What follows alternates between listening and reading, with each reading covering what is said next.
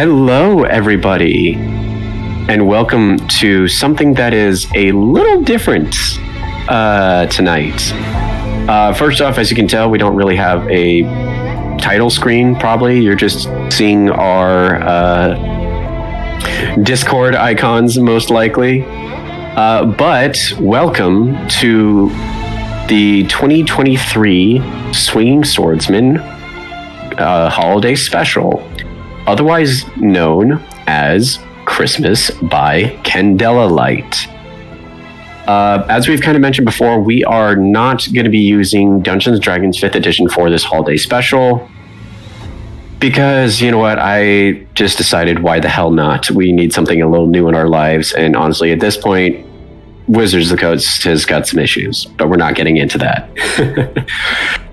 For this special, we are going to be using the tabletop RPG system Candela Obscura, using the newly created Illuminated World system that is designed by Critical Role and Darrington Press. That's also where this music is coming from. Please keep in mind that we are also very much amateurs at this. We are not Critical Role.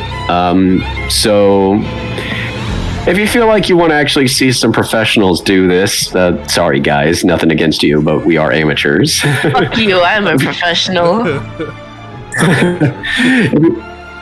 If you want to see professionals at work or you want to see the creators of this wonderful system at work, go over to the Critical Role YouTube, Spotify, wherever you listen to your Critical Role stuff. Type in Candela Obscura. They've got, I want to say, 3 seasons as of right now.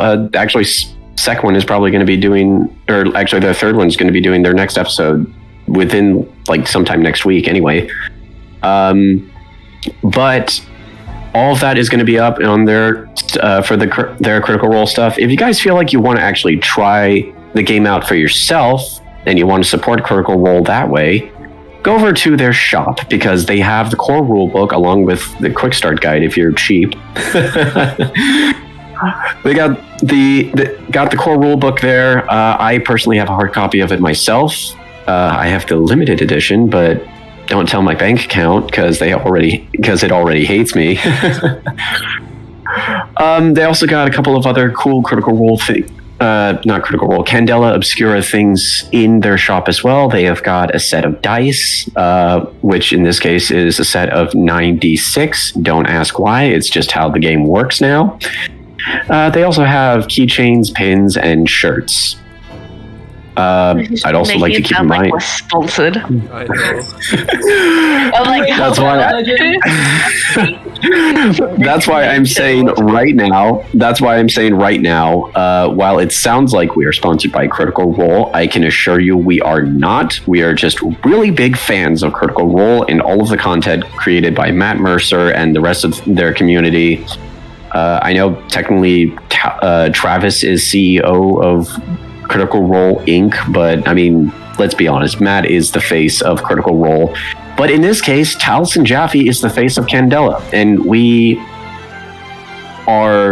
really appreciate all of the work that the company itself and their publishing house, Darrington Press, put into this game and making sure that it comes out. And yeah, we are not sponsored. We just are really big fans. We'd like to be there. Except for Carlo. Carlo's not a fan because Carlo killed Alora. Okay, we're not getting into that. But yes, we have used a lot of Critical Role's stuff within Exandria before. We will probably be using Exandria again.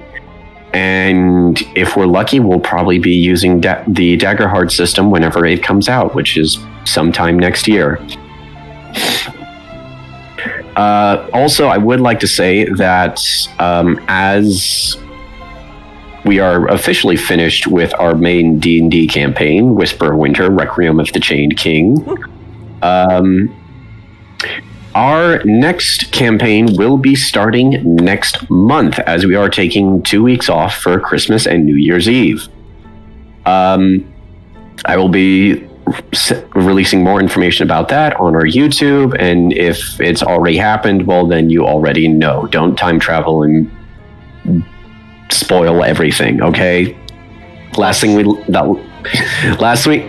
need are spoiling time travelers or time traveling archaeologists. That sounds scary.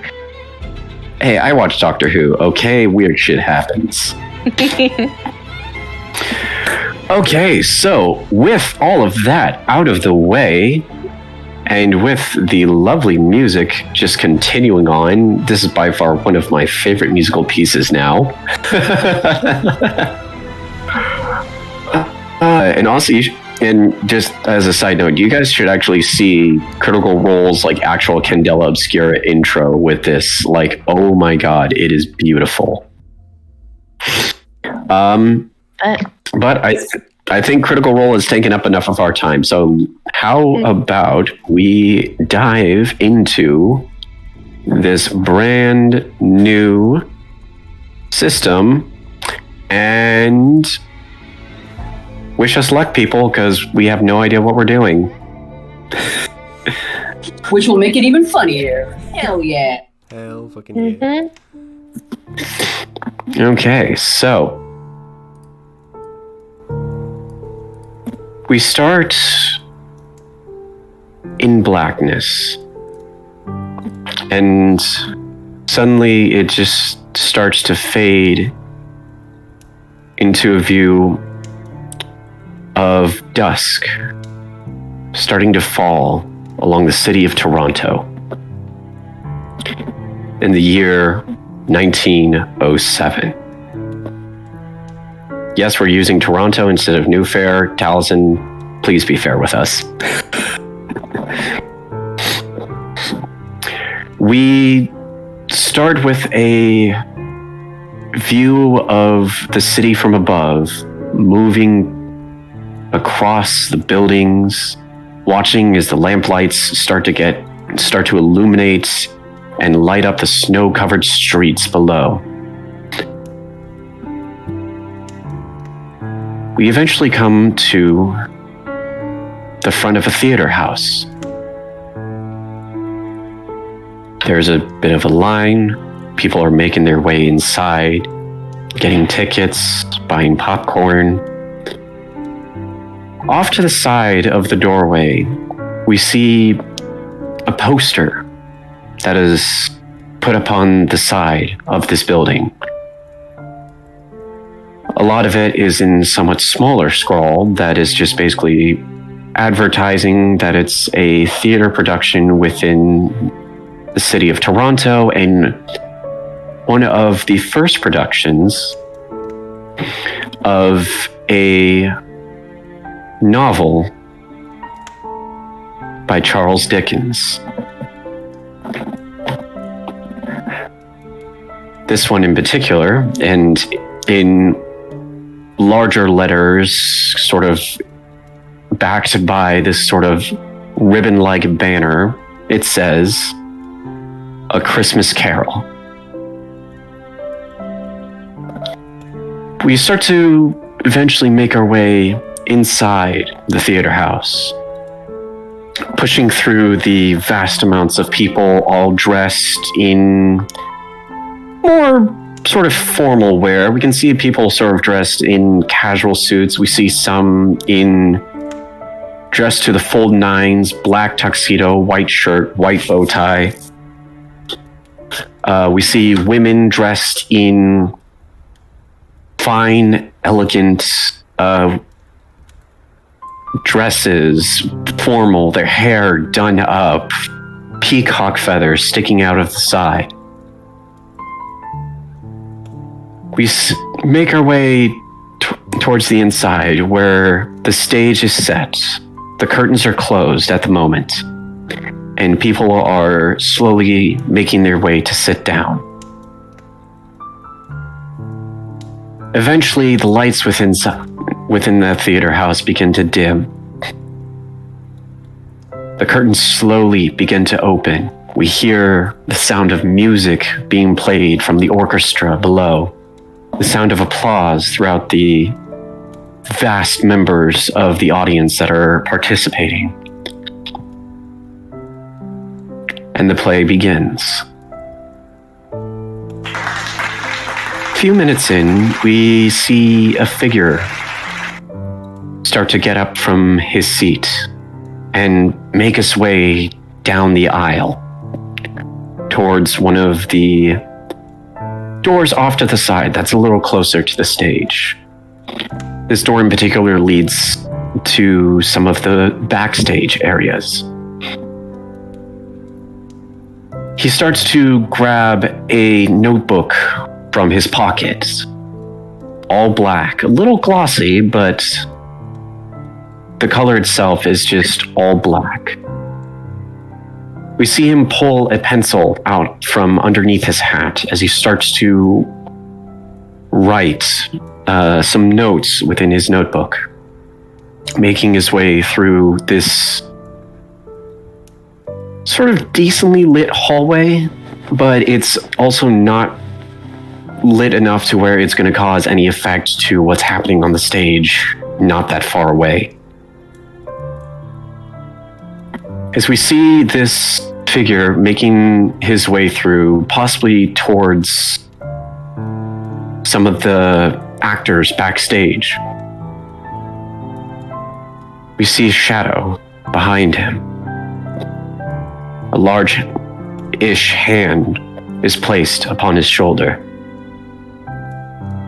"Excuse me, sir. This area is for actors and staff only." The man's a little startled by the hand at first, and by the sort of gruffness of the sound of this figure's voice. But either way, he starts to brush the hand off and is slowly turning around to address the figure that has stopped him. "If you don't mind, I'm a member of the Toronto Gazette. I have every reason to..." He stops as he actually looks at this figure. From the angle of the camera right now, we can't exactly see the face of the figure that this man is looking at, as all we can see is his backside, dark, covered in a decent amount of shadow. But as the man looks at this figure, he tilts his head as if trying to get a good look, and scrunches his face in almost curiosity. "Say, you're not..." All of a sudden, we hear the sound of a loud, echoing knock. The man doubles over, gasping quickly, clutching his heart. We hear a second knock, as loud as the first, as echoing as the first. This one sends him to his knees, eventually to the ground. Third knock. The man spasms for a brief bit, and then eventually goes still. The shadowed figure himself stands there for a little bit, and then continues to walk on. We cut back to the stage as they're in the middle of a scene within A Christmas Carol. It's a scene with Ebenezer Scrooge coming right up to his door, staring at the door and at the carved figurehead of the knocker.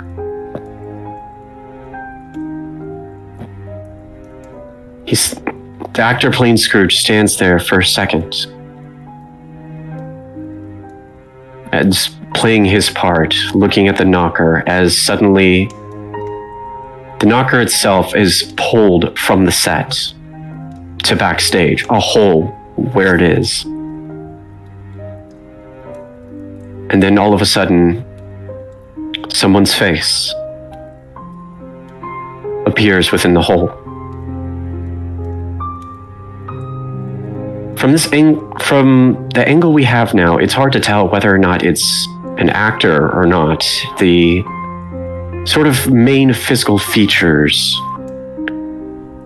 are sort of shaded in sort of like a metallic gray, to where it's hard to actually see a good amount of the facial features of the person. Not to mention the lighting itself kind of obscures Scrooge's field of vision. Scrooge takes a step back, being surprised.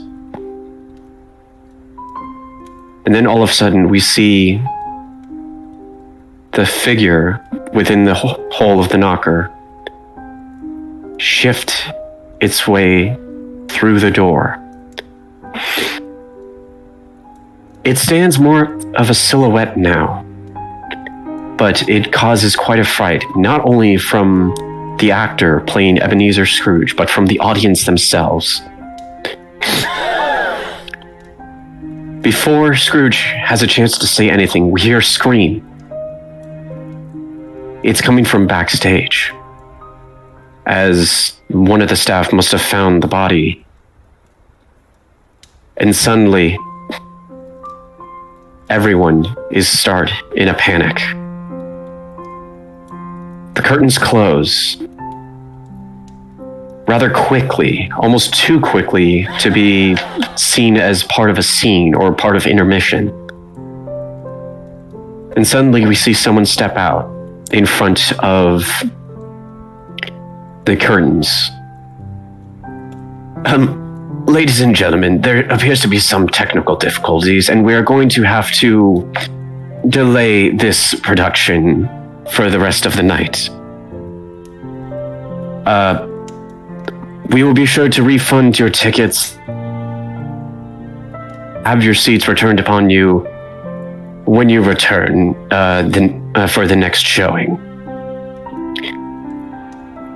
A lot of the audience is sort of annoyed, angry, as they were expecting to see it tonight. But regardless, they still make their way out. However, as we see a group of all of these audience members starting to make their way out, we see that a couple of them still remain.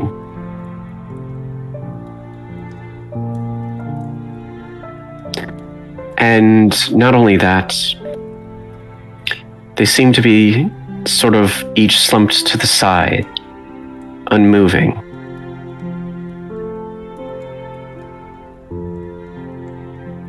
And possibly even dead.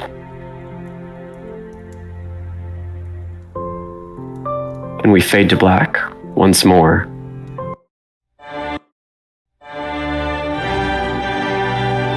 And oh, good lord, that's loud. We fade back into Toronto. It's early morning now, and people are starting to move around. It hasn't been that long, but we eventually move away from the theater house. Actually, I'm going to roll something here. Okay, we move away from the theater house itself to a different part of Toronto.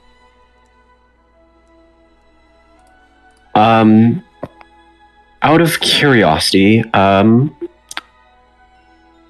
Carlo.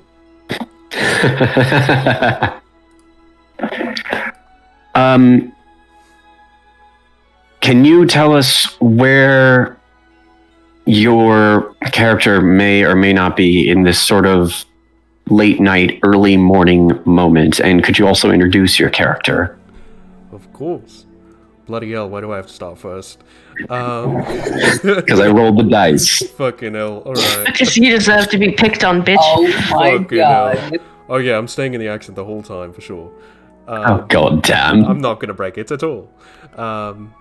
Right, so, remind me of, before I begin, the date. Is it Christmas Day, or is it At this point, it's Christmas Eve. Christmas Eve? I think... Almost Christmas Day. Oh, close, okay. I think, Arthur Edward Kingsley, I reckon he would be, sort of, in his kind of like detective agency. It's a late night. Most of the other kind of like detectives have taken a rest for the evening. Arthur is, in some cases, like a workaholic, so to speak. And so he's kind of sat in a quiet corner. It's a dark, like, detective agency. Hardly anyone else around, maybe one or two other detectives. Just looking over a few different files of several different crime reports. Just kind of trying to piece together what he can figure out. Okay. And would you say that your sort of detective agency would be maybe near one of the station houses within the Toronto Constabulary, or would it be somewhere maybe a little further away? I'm thinking it's closer to one of these station houses, yes. Okay. So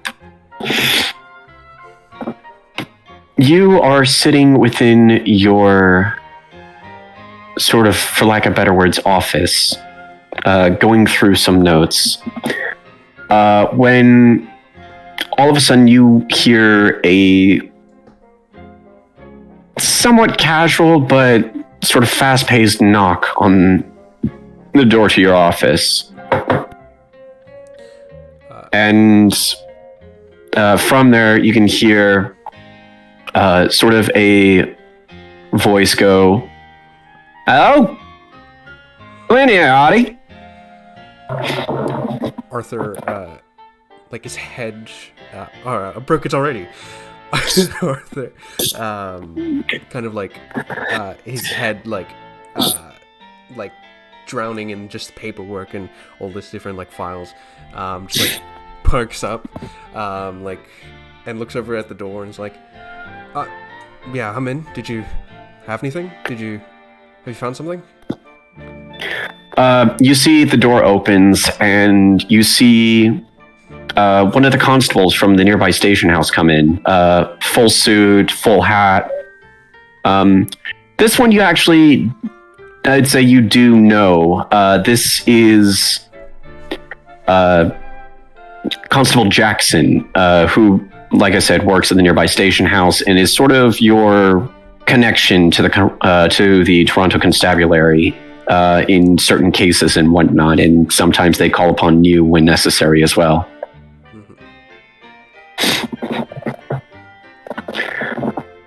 Oh yeah.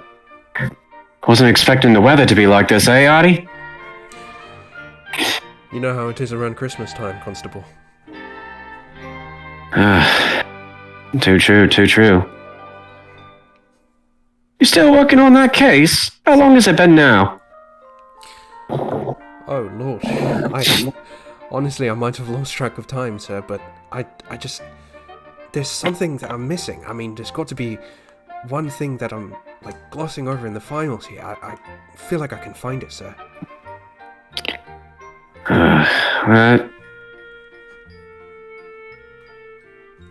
You know that we always appreciate the work that you occasionally do for us. I mean, Lord knows that the inspector sometimes thinks that we rely on you too much, but if it helps clear the case, it helps the constabulary, I say.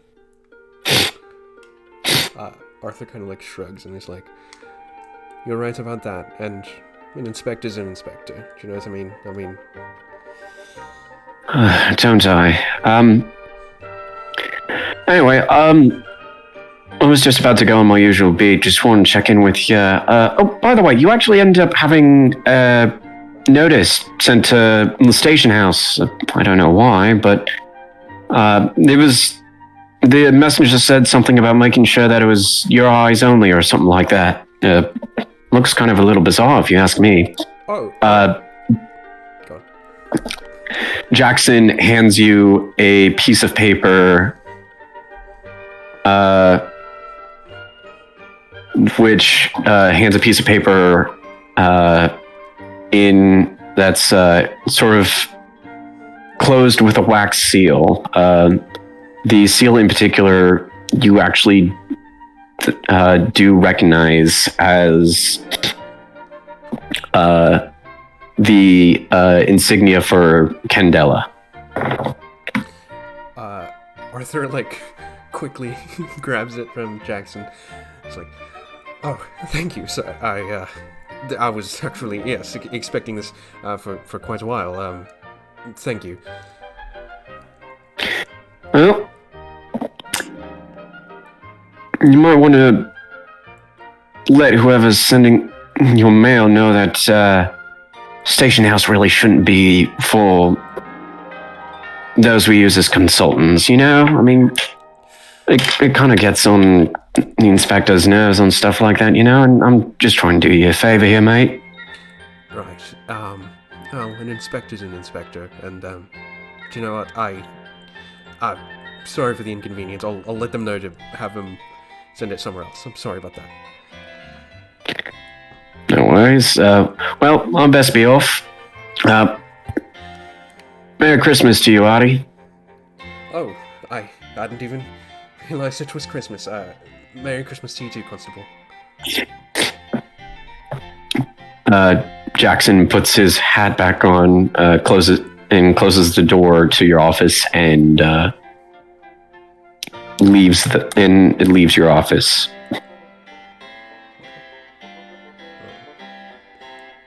So Arthur kind of walks back over. The accent is confusing for me now. Arthur kind of walks back over to his desk, sets down the letter, kind of looks at a few of the whiteboards that he has kind of sprawled around his room, the different sticky notes and the red strings that kind of attach different photos and sticky notes and things like that on the wall. And he's like, there's just one thing I'm missing. I know it. And just walks over and I suppose kind of sighs and goes, perhaps an old professor, a friend of mine, might be able to help me find it. And takes the letter. You crack open the seal to the letter and open it up delicately. And it's, as you're reading it, you see not an entire letter, but just merely something along the lines of a couple of sentences.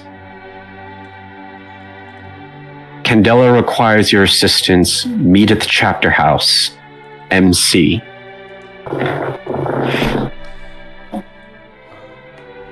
Arthur looks at the letter for a second, kind of hesitates.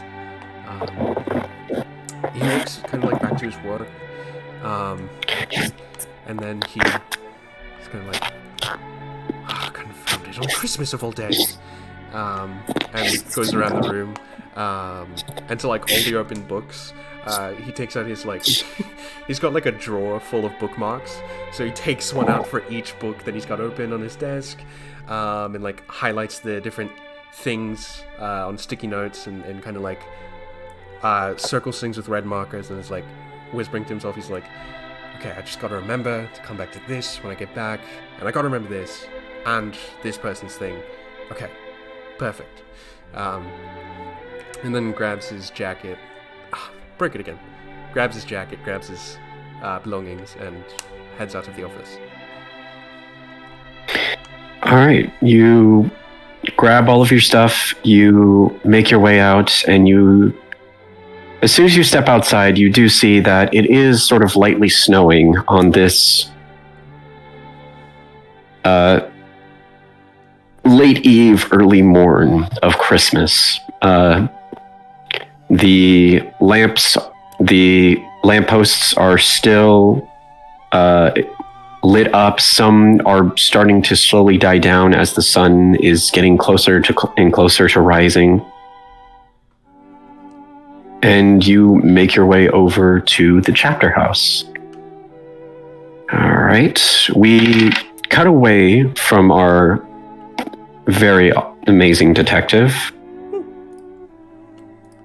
And we move a little further across the city to the University of Toronto. Angel, what would your character be doing at this moment? And also, could you please describe your character? Yay, okay, it's me time. Okay, so, Veronica, she is the one of the head professors at the university. She has this nice, I guess, chocolate brown skin with fiery red hair and piercing green eyes. Very slender build, and she wears her usual professor garb. That's usually like a greenish color, mostly because she wants to contrast it with her hair because it's Christmas time. She also has a little Santa hat on her head, just getting fun with the holidays. But she is in her study right now, as she had to go there to go over a few files. Containing the contents of case file 12L5W, which is the case file for a character that is coming. And just kind of going over some files, making sure she can get as much information as she could before she leaves the office. And wow, my character sheet is very ruined, but it's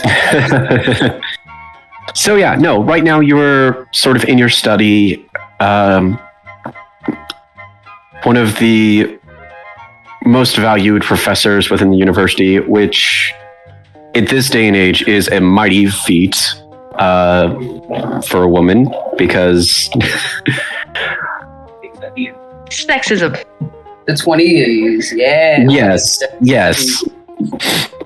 Yes, no. So being a woman, and not only that, but also being a professor at the university, you are sort of always putting yourself at doing the best you can. And as you're sort of looking over this, file, you also end up hearing a sort of small knock on the door. And you hear your secretary go, "Excuse me, Professor, you have one of the students out here. They seem to need to ask you about something in regards to one of your classes." And she kind of stays silent for a few seconds. She's just like, give me 1 second, please. And then she drops a couple of items because she kind of got caught off guard by that knock. She wasn't expecting to have anybody. And she gets it off the floor, and she just says, "All right, come in." The door opens, and your secretary, Emily, opens it up, and you see that one of your students, a young man in like maybe his early 20s, kind of slowly makes his way through. And now, out of curiosity, what would you say? What would you say that Veronica teaches at the university? She mostly teaches. That's actually a question. she actually teaches science. She teaches us a little bit of everything. She's kind of had to get where she is. She had to really learn as much as she possibly could. So she kind of overlearned in her like early on in her career. So she kind of teaches a little bit of everything. So she has different classes at different points in the week and such like that. But her main thing is science. Right. So you see this student come in. You recognize him from one of your classes. You know that this is a young man by. No, I do not. You know that this is a young man that goes by the name of Jake, and he goes, "Excuse me, Professor Crescent. I know this is a little unorthodox, seeing as well. First off, it is late in the night or early in the morning, how you look at it. But I wanted to ask something about you, if that was all right." Yeah, sure. I have some time on my hands, but make it quick. I have a client waiting on me. Yes. So the essay you assigned to us for our biology class. I know you said to have it done within the span of a week, but I just recently found out that my parents and I are going to be going to England for a time, and I was wondering if it'd be all right if I got the essay to you when I return, or did you want me to try and get that to you before I left? Now, Jake, this is okay. Well, that would be fine. This is a circumstance I know that it's out of your control, but you got to learn how to turn your assignments in on time, and you really got to get. This is the third time in the past 2 months that you've had to delay an assignment. You see that Jake actually does get kind of a little red with embarrassment as he in this like, well, yes, I understand. It's just whenever my father ends up going on business trips, he likes to bring the entire family, and sometimes we don't always know until the last minute, you see, and I don't mean to continuously do it. You're all fine. Hey. You don't have to go into detail. Just when you get, you can wait until you get back from England to turn in your assignment. But I don't want to see any more of this late stuff, okay? I need you to turn in your things on time, or else I can't be lenient with you and be hard on everybody else. Of course, I understand, and thank you, Professor. I promise I'll make this up to you. Okay, well,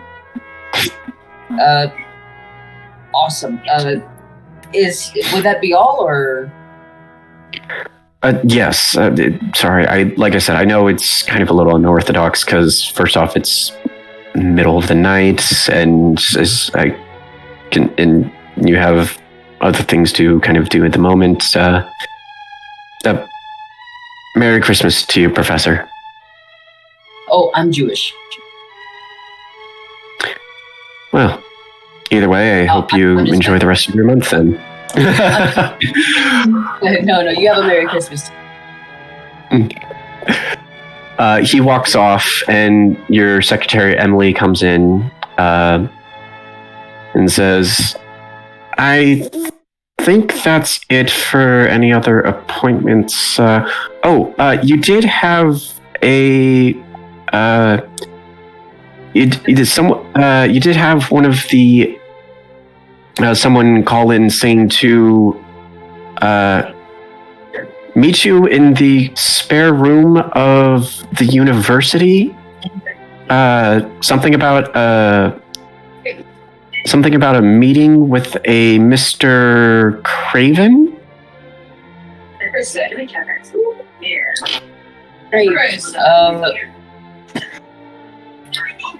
I do not believe I do not believe I know that. Here, I'll show you the, well, it came with a, notice from within the university and said that, you'd also be needing this as well. You see Emily pulls out the paperwork that was actually filled to actually schedule in this sort of meeting within the spare room of the university. And then sort of clipped next to it is a folded piece of paper within to which you as well see the insignia for Candela Obscura on it.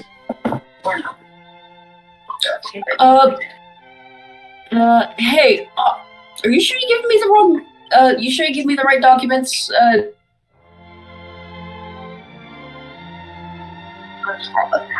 Did this get into my mail pile, or is this like, actually?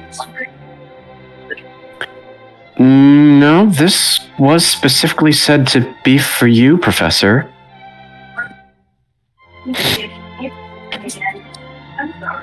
Okay. Well, thank you for bringing this to me. Sorry, I'm a little, it's a little bit of an odd time, so I apologize. But thank you for bringing everything back. Is that going to be all for you, Professor, or may I be relieved for the rest of the night? Yes. Go ahead. Thank you again. Of course. Merry Christmas to you, Professor. Merry Christmas to you too as well. And Emily closes the door, and you can hear her sort of tidying up the rest of her desk out front, and eventually you can hear her footsteps recede from the area. Okay, now that she's gone, I can actually bring this stuff out, and she pulls back out documents of the case file. Yeah. So along with the paperwork that you have for your particular client, you also have the addition of the scheduled meeting in the spare room of the university and the letter from Candela.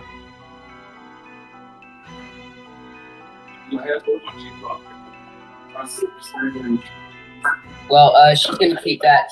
She's gonna make that her top priority, and she's gonna think to herself to phone a fellow detective who she can probably help look into this.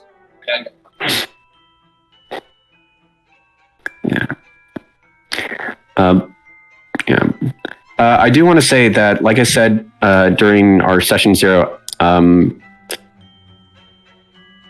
at this point, you guys all technically do know each other and are technically a part of Candela. I don't know if you actually remember that or not, but I do remember that we did know each other. I did not know that we were part of Candela. I am so sorry. Yeah, no worries. It was still a great way to play it in anyway. But at this point, you guys are. At this point, you guys are all a part of Candela, a part of the circle. You do know who Mr. Craven is, and you do know why. Maybe not necessarily why he wants to meet in one of the spare rooms of the university, because usually most of the meetings are a little bit closer to your office, but I mean, it's still within the connection of the university, so you're not that worried. Fair enough. And immediately okay, well then, now that I have that information in, I actually call, I'll try to get a hold of both members of the organization, of our circle. All right. Who are you contacting first? Arthur. All right. So you pick up your phone. You start to dial Arthur's office. It sort of starts to ring, and this kind of goes on for a few minutes. And you realize that he might not be picking up, but that could also be because he also got the information to meet up as well.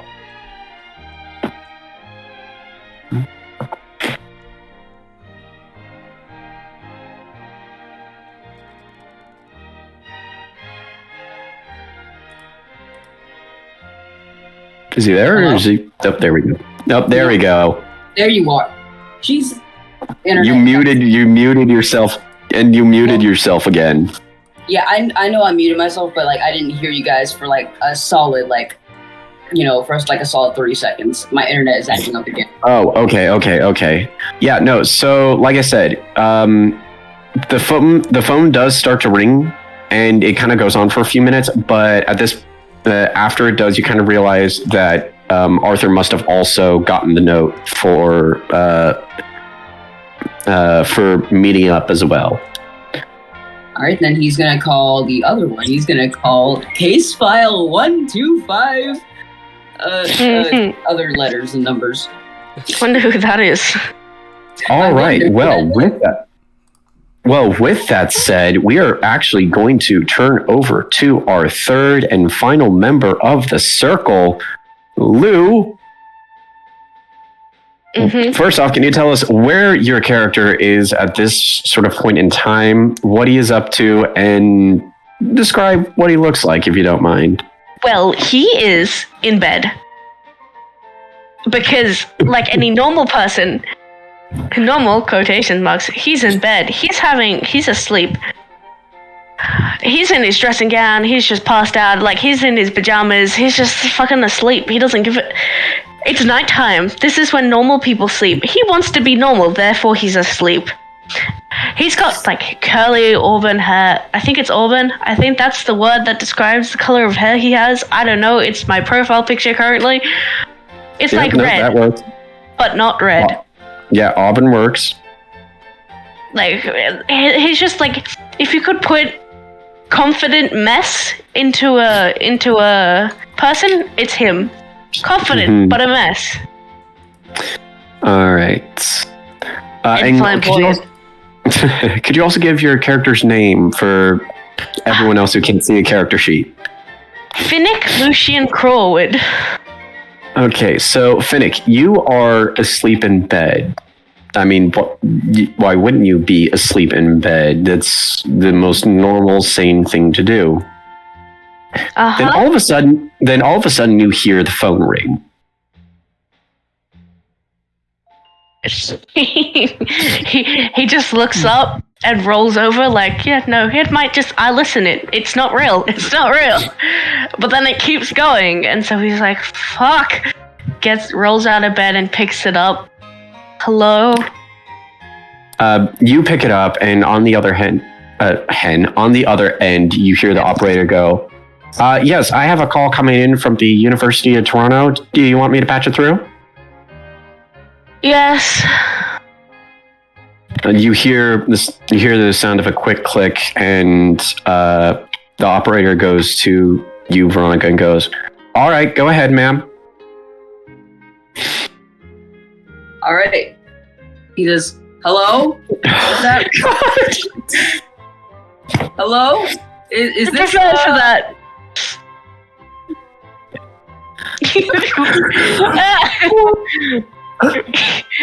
Oh, I wasn't prepared. No one was prepared. And also, I will be right back. I gotta go grab dinner. So you two do your thing. Okay. Hello, is this Finnick? Yes. Why are you calling me at fuckwit hour of the morning? It's time. I'm not sure if you know, but we have been receiving. I have received a letter from the Candela Circle, and I think it might be time for to meet up. Okay. I was enjoying a nice nap, but no. Well, I mean, you know what? Hey, if you want a nap, then yeah, I want to nap because normal people are asleep during this hour, and I am normal. Yes. Well, we as a group, as a collective, we are not normal. So we need to collect ourselves and get into my office so we can discuss this. Fine.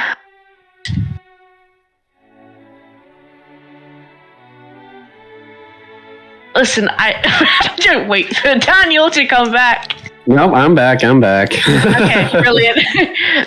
By the way, this man's not getting dressed. He's doing this in his pajamas and sleepwear because he's a crazy man. He can do what he wants. You know what? Fair. If anyone questions him, he can just be like, "I'm nuts." Directly after, he's gonna Veronica's gonna say, and also like just like last time, please don't wear your pajamas. Please, just please. If I'm going to run around this town, I'm going to be comfortable. Also, I'm a crazy person, so I can do what I want. Okay. Well, bring yourself over here, please.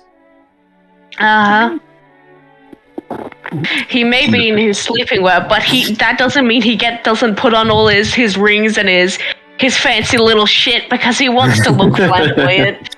He's a crazy person. He's gonna act like it. If he's gonna be nuts, he wants to act nuts. Fair enough.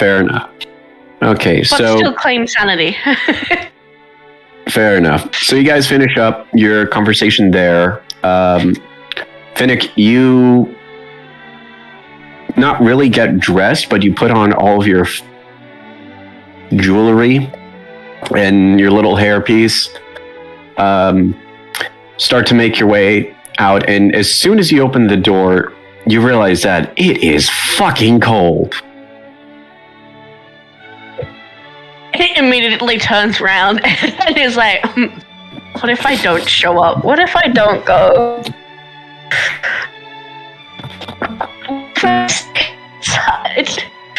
And also at the same time, you see a piece of paper that is sort of tucked away in like one of the corners of your door, that you can sort of see the Candela insignia upon it. He just sighs. He goes back into his room and grabs like a huge woolen cloak, just wrapped himself up.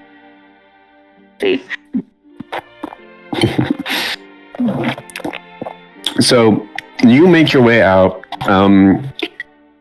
Arthur, you are already walking by the time this is going on, so I'd assume you're one of the first between the two to make it to the university.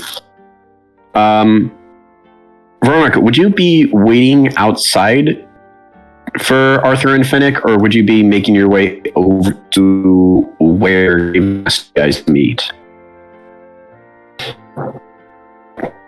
I feel like she would want to wait for the group to arrive, and then we all go to where Craven asked us to meet, just to make sure. Okay. Yeah, so you're waiting out in... Probably not outside because like I said, it's fucking cold, but you're sort of waiting in sort of main area of the university for Arthur and Finnick. Arthur, I'd say you arrive maybe a good 10, 15 minutes before Finnick does.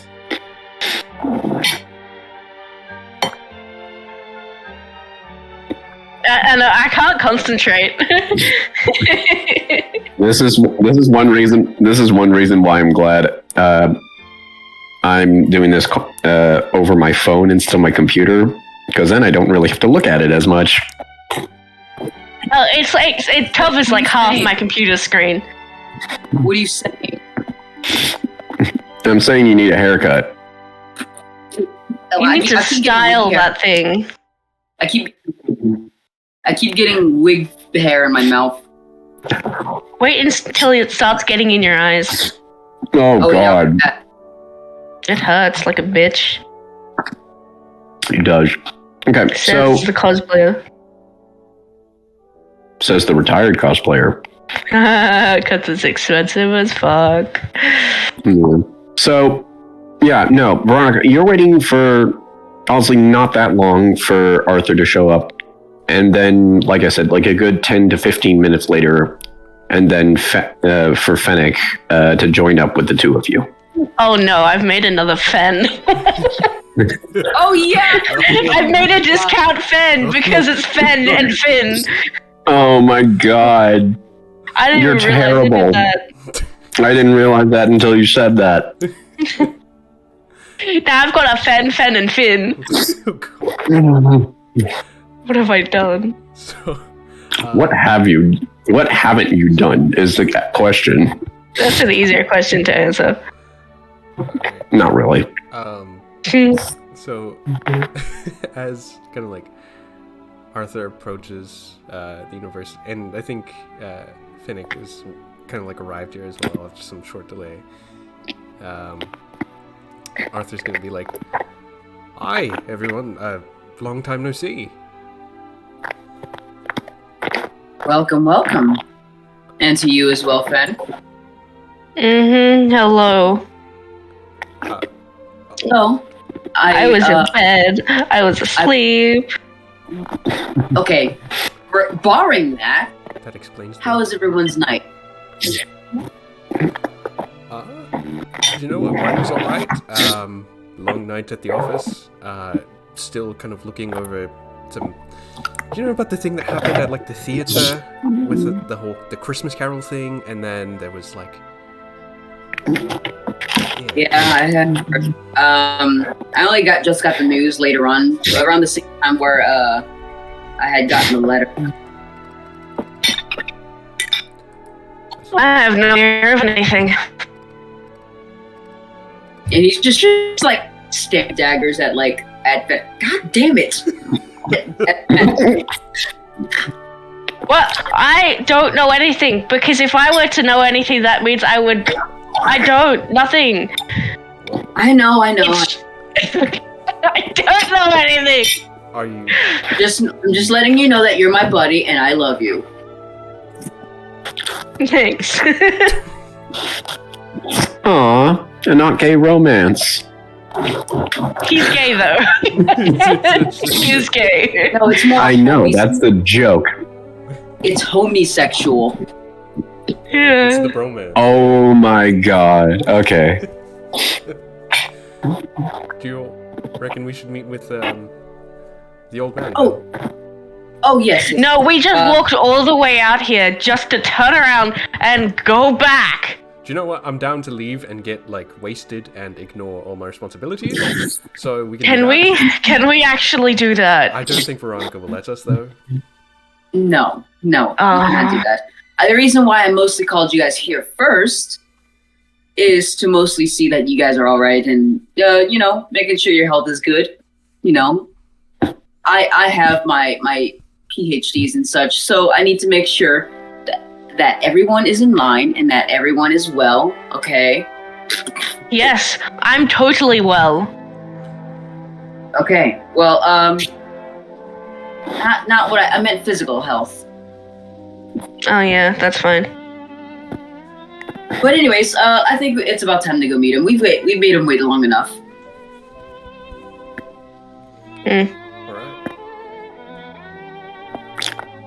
All right, so you guys make your way through the university, past the various different classrooms, the library, a couple of different offices, until you get to a spare room within the university that actually isn't that far from Veronica's office. It's like maybe around the corner. And you see that as you guys walk in, the room itself is for sure definitely a bit more on the spacious side, and it's a little darker, it's a little more darkly lit than the rest of the university. You can tell that this section has probably not been used for quite a bit, which is maybe one of the reasons for you guys to usually meet here for our chapter house. You see that different books are lined along some of the shelves. You can see that some of the other shelves have very different knickknacks, gadgets, scrolls, that kind of things. And standing sort of English. Around sort of the center, like just making his way out from behind one of the shelves, is your lightkeeper, Magnus Craven. Magnus is a bit of more of a stout man. In this case, is sort of wearing a sort of black suit with a gray and blue tie, slicked back hair. His left hand is sort of stiff and rigid, covered by a glove, but you can see from the bottom of the glove and the gap in between the bottom of the glove and the sleeve that it is actually made of wood.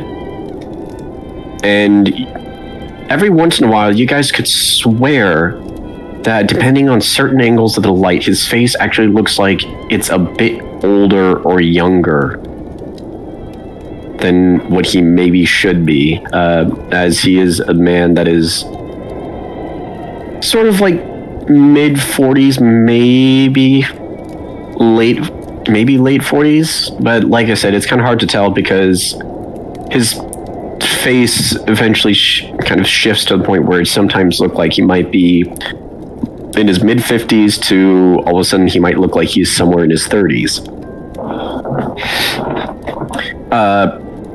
He sort of turns to the three of you with, and you can see within his sort of grayish blue eyes, and he gives a smile and he's like, "Well, you all took your time here, and one of you actually works in this university."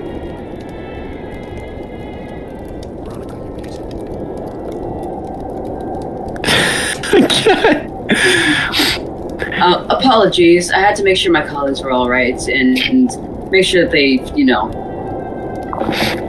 didn't. Of course. Get abducted. Gotta make sure that my friends are all right. It's not our fault that we're the two hot people. You think I'm hot? Regardless. Next question. Hang on. Next question. Moving Who on. of us are hot? And then she says that as she's Moving on. You see Magnus Craven hold a couple of files in his hand, and he starts setting that out on a table not that far from you. I'm sure you all have heard about the incident that occurred last night. Yes, we have. Or at least Yes, I heard it through extremely ordinary means. The newspaper. Well, to keep everyone informed, even those who may or may not have heard. It looks to you, Fennec. Newspaper. One of the theater houses within Toronto experienced a bit of a scare. Some people say that they may have seen a ghost, but there's some other thing that has caused certain problems. Ghosts don't exist. What are you talking about? they don't exist. Are you sure it's not like something that fell and it kind of spooked someone, or is it like anything logical? Witnesses say that they saw a silhouette of a man appear onto the stage from by traversing across a wall. And not only that, there were several other civilians that ended up perishing that same night during this whole incident. From what I can tell from an early coroner's report, the diagnosis is that they all died of a heart attack. Each and every one of them. The only problem is some of them were too healthy to have these said heart attacks. Martha kind of looks at this lady. And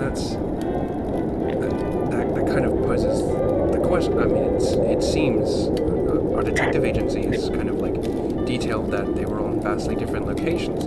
And to be honest, blatantly describing this as a ghost or some sort of apparition would be merely preposterous. I mean, something similar actually happened in one of my one of my favorite Sherlock Holmes novels, Adventure of the Dancing Man, and it also happened inside of the Fall.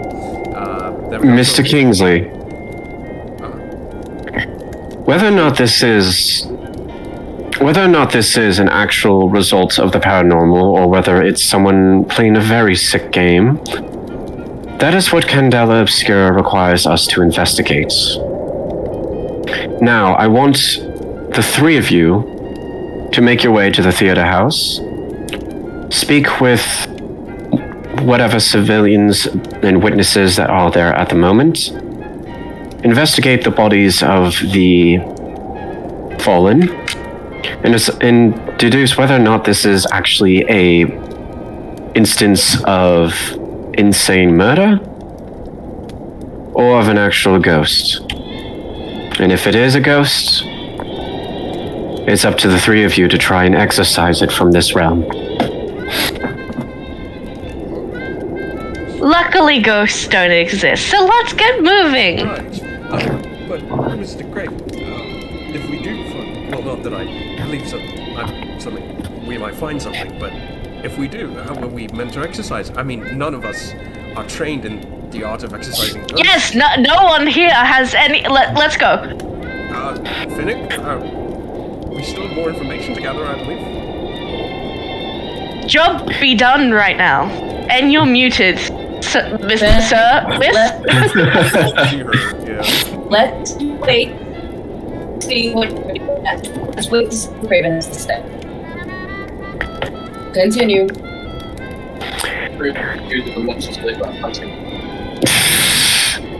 The Obscura is an organization dedicated to the paranormal and preventing it from trying to wreak havoc upon our world. If this wasn't something that the higher-ups might have seen as being troublesome in that particular category, we would have left it to the Toronto Constabulary themselves.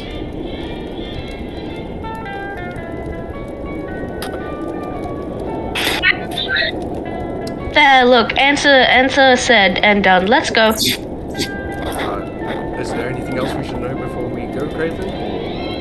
Mr. Craven? Yes, there is a good chance that the actual Canadian officials have caught wind of this, and if they have, I want you to try and avoid them as much as possible. Stay with the constabulary and get information from them if you must, but anything that is higher than that you must avoid at all costs. If we discover something in an impossible situation, Conan Doyle describes it as a locked room, but in an impossible situation where we find like a device that someone is using to control the sorts of spirits or heart attacks, are we meant to bring it back here or hand it over to someone we trust? It is recommended that if there is any item that may be of paranormal or anything in that, bringing it back here so that we as members of Candela can safely store it would be essential. Relying on any other member of the constabulary or any other organization funded by the Canadian government may result in them using it to their militaristic advantages. Worst case scenario. Best case scenario, they're just meddling with things that they do not understand and might end up damaging the entire civilian populace. I did not think about that. Right. Professor, did you have any other questions, or are you ready to go? None for me. Well then. I think that's probably it. Well then, I believe you all have a job to do. And report back here when you're done. We shall. Right. The wig is gone. For now. I will put it back For on. now. No, bring back the wig. All right. And actually, I will say one thing that I did forget to mention. Actually, there's a couple of things I forgot to mention during our session 0 is you guys each do have a different selection of gear that you all can use. I did forget to mention this earlier, and I wish I brought it up sooner. And not only that, the one other thing I forgot to mention about the use of drive is when you are trying to do a roll, any roll whatsoever, your allies can offer a drive in that same category to also add an additional die if necessary. So it's like kind of giving the aid action in D&D. So if someone is trying to make like a sway roll, then one of the others can burn a cutting drive to help assist in the roll as well. And you guys will have to role play that out as well because, like I said before, there's no minis in this game. Oh yeah, you know something? That is gonna be so fun. I love roleplay, so this is gonna be fun. That's gonna be Okay. And then let me pull up what each of your gear options are. Actually, we'll start. All right. Well, Angel dips, so I'm not going to start with him.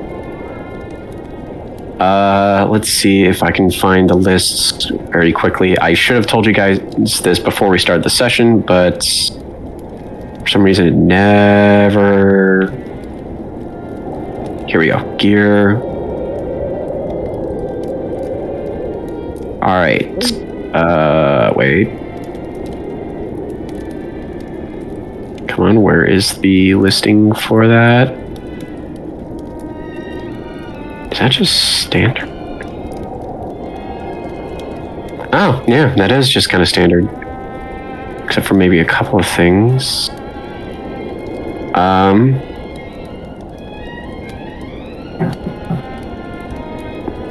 So, first off, hold on, I'm just checking something, because I know that certain things... Alright, well, you know what, I'm not going to worry about it right now, because we're already in the campaign, so screw it. Yeah, it's just a one-shot. Yeah, it's just one. Okay, so you guys make your way out of the chapter house and out of the university itself, and you guys make your way over to the theater house across the snow-covered streets of Toronto. Get that out of my face. Pull this back up. So as you guys kind of make your way across the city, you do. The sun does eventually start to rise to the point where it's now sort of early day. So all the lampposts have gone out. More people are opening up shops, albeit not for long because, you know, it's Christmas. Except for maybe the Eden's department store. They love having customers on Christmas. You make your way to the theater house, and the first thing that all three of you notice is that the constabulary are here. There are There are a couple of constables standing on each end of the building's face, sort of guarding the area. And you do see that one of the other constables are trying to make sure that none of the civilians try and make their way in as well. I'd also like... do I want to make you guys roll yet? You know what? No, we'll not do that yet. You guys also do see that along with the constabulary, there are one or two other official-looking people that are kind of going in and out of the theater themselves. They're dressed in suits and trench coats as well, and they do not look like they have any form of constabulary or any law enforcement insignia anywhere across their clothes. So, with that said, what would you guys like to do first? Ask if is Constable Jackson here as well? You know what?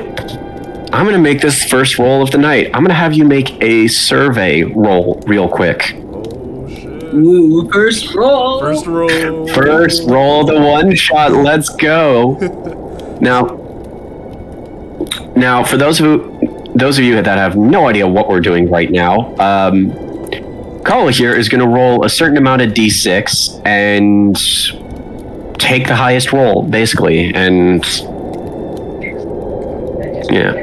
So we'll see what happens. All right. So I have 2 points in survey, so that means I just roll 2d6. Yep. And is your survey action gilded or is it just standard? It is gilded. Okay, so you roll 1 normal and you roll 1 gilded. Okay. So the first 2. Please reply, dear God. Roll's gonna be ass. Oh, okay, that's not bad. What do you got? The higher of the 2 is a 5. Okay. Yeah, 5, so that's a mixed success.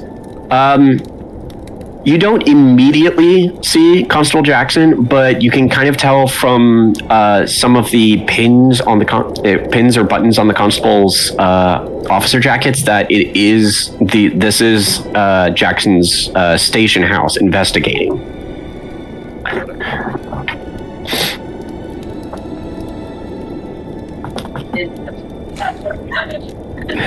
Sorry.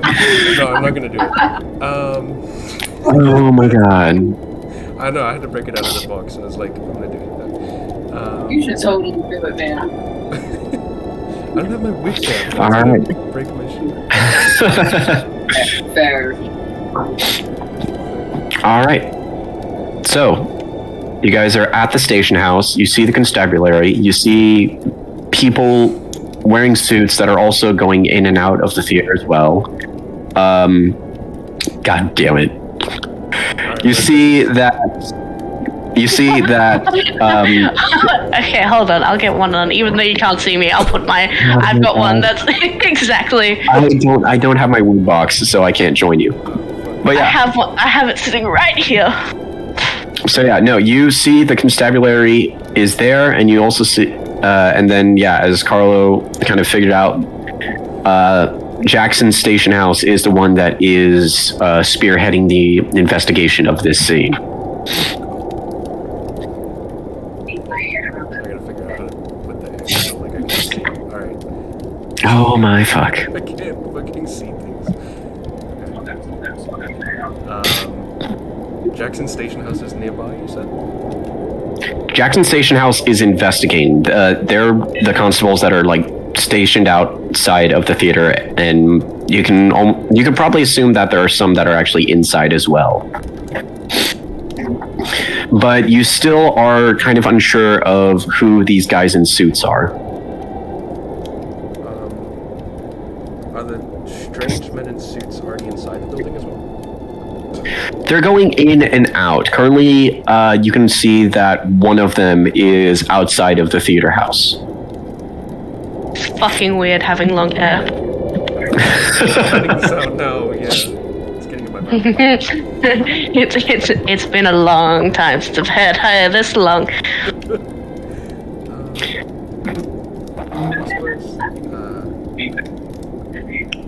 So how far away is the first weird man in a suit? I'd say you're like coming right up to the theater house. You like just I'd say the theater is like maybe in the middle of the block, and you're like in between that and the corner. So put it this way: you can see the guy, and the guy can see you if he turns around. Arthur turns to the other two. I believe I can get us in on a kind of detective business. But do you think we should approach those strange men in suits? Because I don't think they have any like identification. It's weird that we're being let in.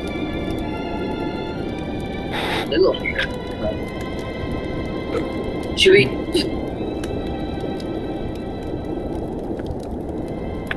Yep. Did Angel drop? Yep. Angel. Yep. Hello? Yeah. Say that one more time, bud.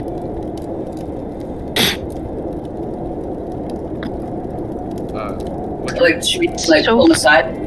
Huh? Hello? Jeez. Hello? God damn. Do you want to pull them aside? You said? Yes. We could try pulling them aside. Like, we'll not try. We could just pull them aside. Kind of talk to them in secret, in private. Sure. Arthur. Can I clock them? See if they're gay. See if they're closeted gay. For fuck's sake, man. Oh my god. You know what? Hey, listen. I'm gonna say give me a focus roll for that. We focus in on the gay. That's a roll with disadvantage. Oh my god. Or whatever. Yeah, so roll 2d6 and take the lowest roll. Wait, That is how they roll it.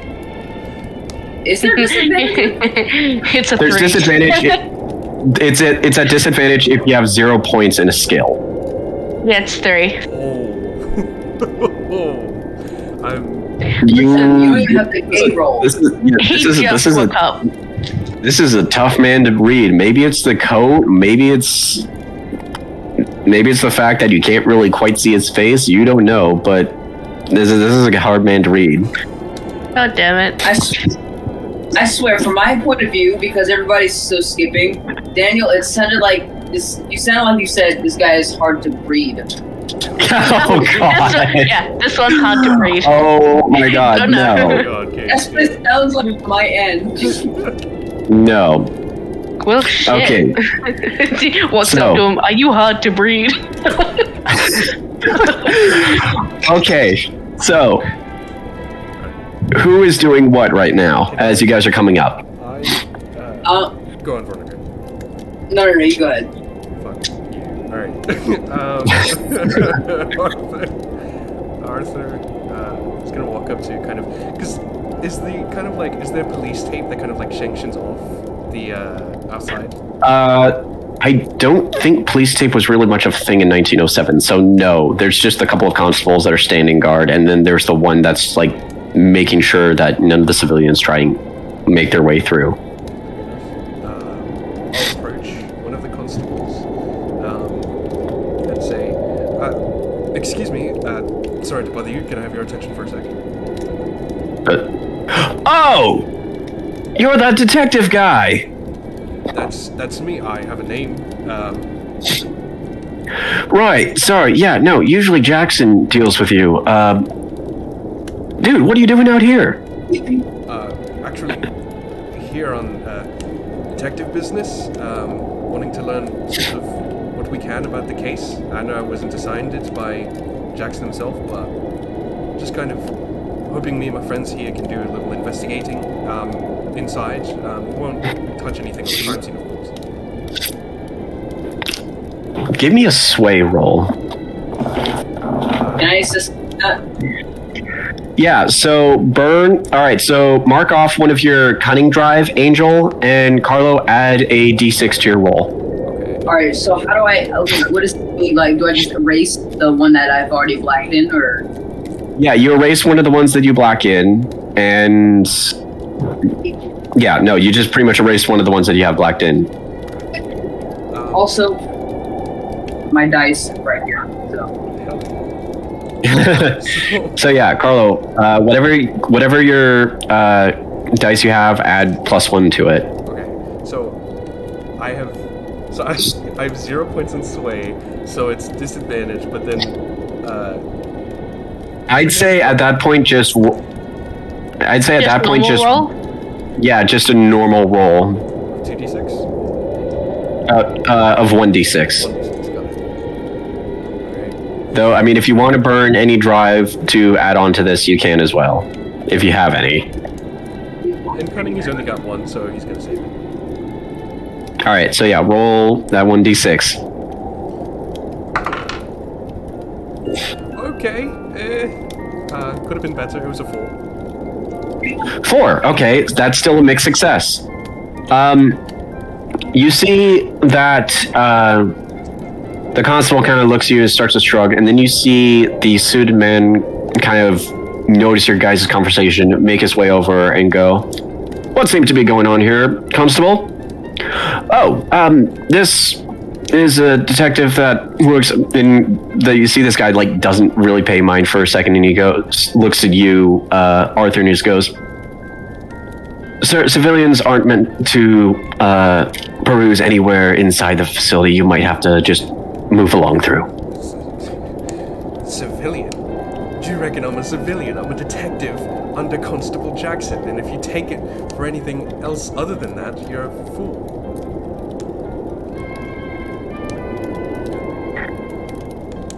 "You work with one of the constables, dude." You just turns to the one standing. Why wasn't I informed that a freelancer works with one of your constables?" "Well, we didn't see it was much of a matter, and in situations like these, Constable, everything is much of a matter." You see the guy looks to you and he goes, "Well, if you work with the constabulary on a bit of a basis, I suppose you can peruse inside as well, but I will let you know that you will be monitored throughout your stay inside." And I have members of... Veronica wants to step up, like, be quiet. She's going to say, "You need not worry about it. They've only brought... Look at us. Look at what they brought in to look at this. They brought in a detective. You already know why he's here.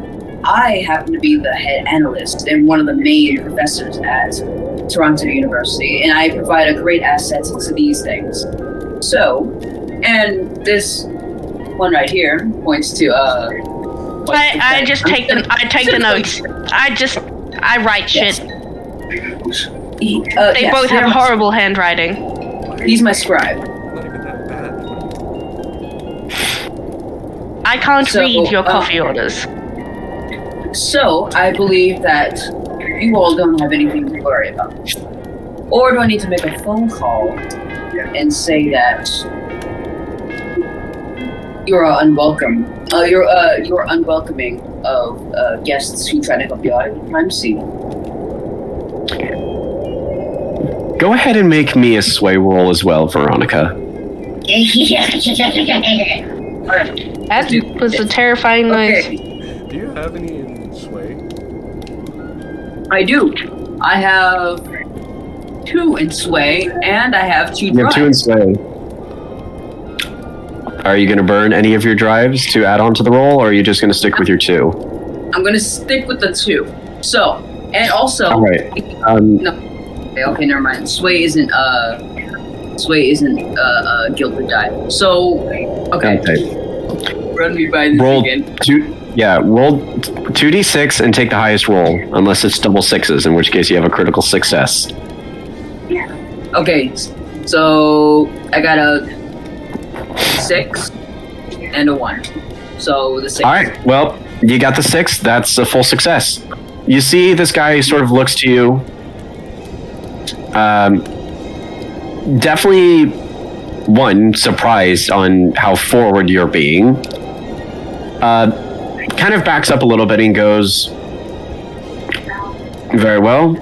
Though I will have you know that my agency works outside of the Toronto Constabulary, so if you try and report us to them, they're not going to have any luck trying to report it to our head office.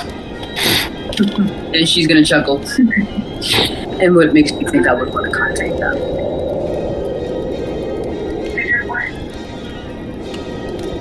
I wasn't talking about them. I was talking about your showrunners, your boss. Yeah, your mother. I don't need to contact the constabulary. We're gonna tell your mom. Yeah, when You two shit. fuck the chair. Quiet. Sorry. Ignore them. But yes, I do not need to contact the constabulary because I will be sure if you do not let us through and you do not let us conduct this investigation to help aid this thing so we can help get on with our lives, I will be sure to conduct the people who are responsible for this investigation overall.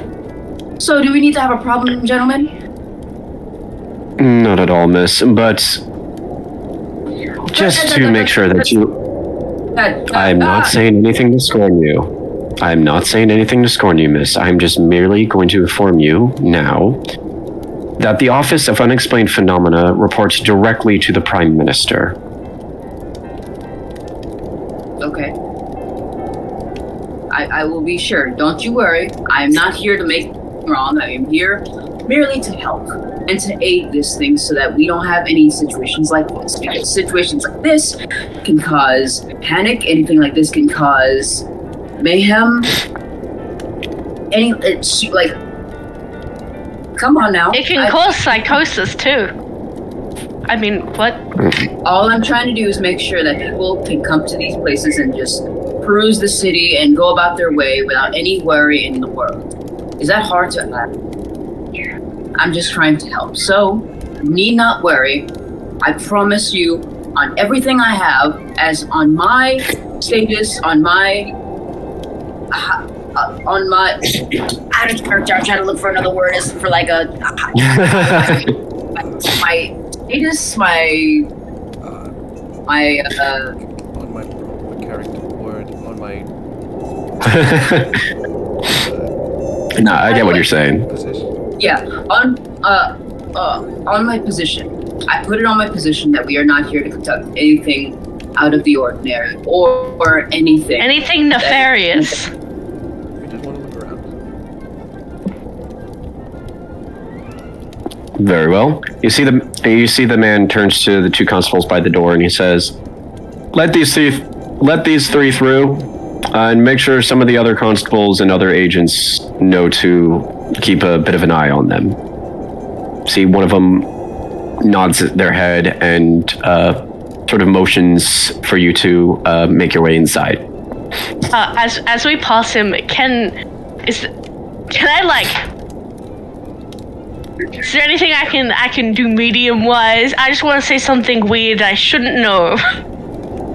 Oh, like what are you trying to pull here? What are you trying to pull here? No. I don't know. Just walk past and be like something like, "Oh, you have your mom's eyes," and just keep walking. Oh my god. Hey, do I hear any whispers? How his reaction is. How is his reaction? Oh my god, you guys are evil. That's my reaction. Do I hear any whispers? Medium whispers? Because I am of a medium. Right. I do see dead people. Alright, let me see. Remind me, which abilities did you choose for weird and for medium? Let them in, and I can control an object. Oh, bending spoons. Yeah. Okay, let them in. Who also Alright. meanwhile, while we pass the two the two men that were letting us in, can I just softly say, just say under my breath, men? Men, derogatory. Yes, you can. Veronica. Yes. You know what? I'm not, Lou, I'm not even going to make you do anything weird or medium-esque for that. You can just simply walk up, say something. Do it. Okay. He's just gonna walk past and be like, "Oh, you have the same nose as your mum," and keep walking. Alright, yeah, no, you say this, and the guy just kind of looks at you kind of weird, tilts his head, and he's like, "What?" And the door closes. Alright, so as of now, you guys make your way into the theater house. Lights are fully on, fully bright. You can see all around. There are about maybe 3 other constables that are in here taking notes. There are some that are getting a couple of pictures or trying to, of like certain areas they think that might be clues.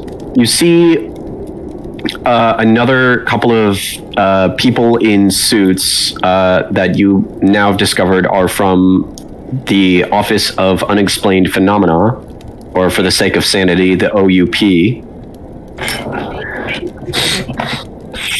Yeah. Okay, so as of now, you can see that there is one body that is sitting within the audience. There is a doorway to off to the sort of left-hand side, closer to the stage, that one constable is actually standing by, and you can see that one of the others is bringing out a third body from somewhere backstage. Audience, one closer to the stage and one being brought out from backstage. Yeah.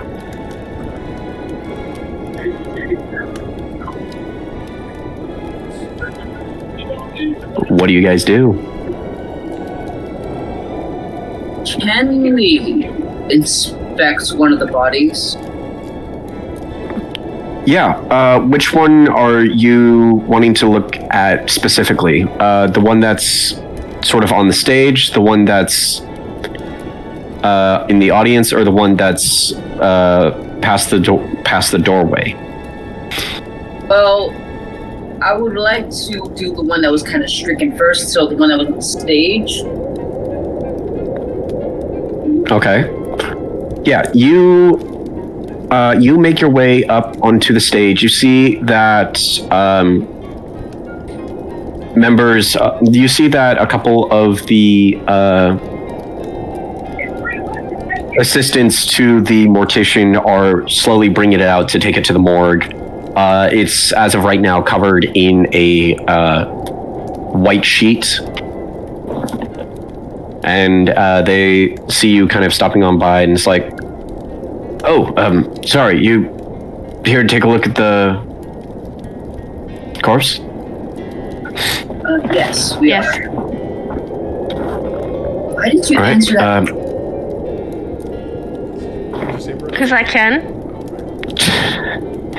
All right. Something wrong with me answering? No, So it's just you. so fast. Did I say the wrong thing? You did not, but the way Exactly, because I knew what you were gonna say. Can we please just look at the corpse? For fuck's sake. All right. So one of the assistants kind of pull back the top part of the sheet, and you can see that the corpse here is of a younger man dressed not really so formal. You can maybe assume that he was either part of the cast or maybe one of the backstage hands. And like, as far as you can sort of lightly see, there isn't really anything to indicate how he died. Is there anything special I can do? That depends. What do you think you can do? I don't know. Can I just have an extra look around, see if there's any other people that normal people wouldn't notice? Spirits. I'm gonna say give me a sense roll. I guess. Okay, that is also a gilded roll. Hey. What Yep. what does gilded do again? So basically, it means that one of your dice is going to be one of the other different colors, and if you choose the number that you roll on the gilded die, you earn a drive back. Brilliant. But you don't. Yeah, but you don't have to. 4, and it was the gilded one. Haha. Okay, 4 on the gilded. Normally you would get a drive back, but I don't think you burned any drive whatsoever yet. No. Okay, so it was a 4. So 4. That's a mixed success. You sort of take a.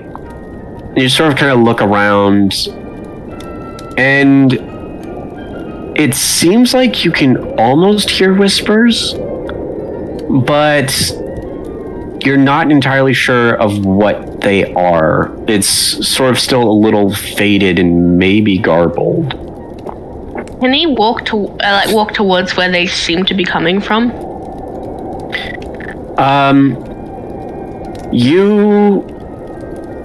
With a 4, I'm going to say that as of right now, you can't exactly pinpoint where it's coming from. It's just kind of this sort of all-around, sort of ominous.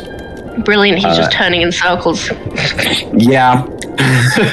You're just walking around in circles being like, I hear voices. I hear he's just like, they're a draft. Who the fuck keeps whistling? What about the rest of you? He's getting hate for the link right now. Can I? Always gotta hate on a pretty bitch. My point is, can I look at the body? And to my knowledge, when I've had the coroner's report for this body at all in the agency, I'm gonna say that maybe not through the agency because coroner's report hasn't really come in completely yet, as they're just taking the bodies out now. For what reason, you don't know why. But you did get a general report from the head coroner that was in the file that Magnus Craven gave to you. And from what it said in that report, it sounded like every single member of every single person that died had a heart attack. and Craven was weird because they were all healthy, right? Yeah. Yeah, you're looking at this person right now. This kid looks like maybe 17 years old.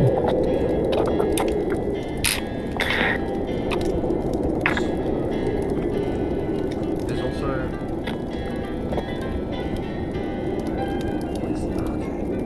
so I don't notice any signs of asphyxiation or signs of blood force or anything like that on the body. Are you like trying to make a more detailed inspection instead of just giving it a sort of once over, or? Arthur takes out his little pocket notebook and holds it sideways, and then yeah. All right.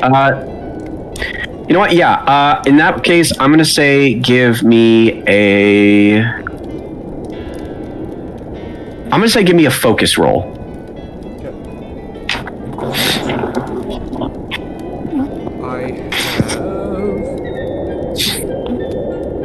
I have 2 in focus. Hell yeah. Go on, baby. Okay, the higher of the 2 is a 5. Okay, 5.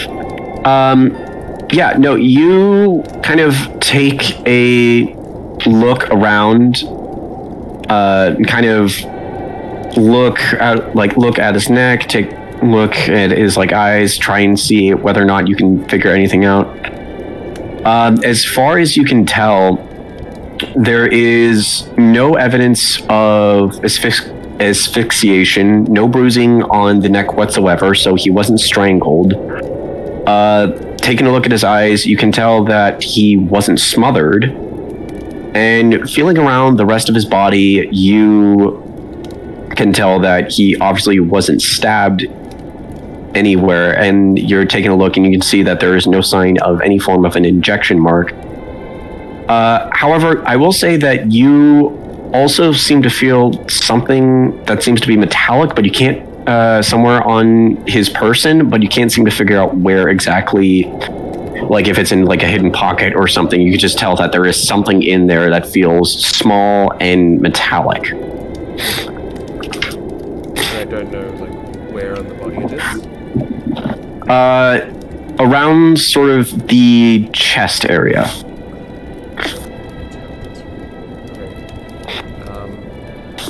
Arthur turns to the other two. Well, first of all, sees Finnick walking in circles. He's like, Finnick, what are you doing? What are you doing? Nothing. There's like, anyway, what? Are you sure you're alright? Yes, I'm sane. Anyway, continue. What is going on? Right.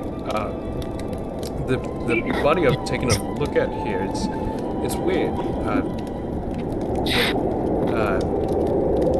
Apparently the cause of death was a heart attack, but it seems weird because the person was healthy, and I'm looking at the body and there's no signs of asphyxiation or blunt force or any injection marks on his body. It seems like a heart attack that just randomly appeared out of the blue.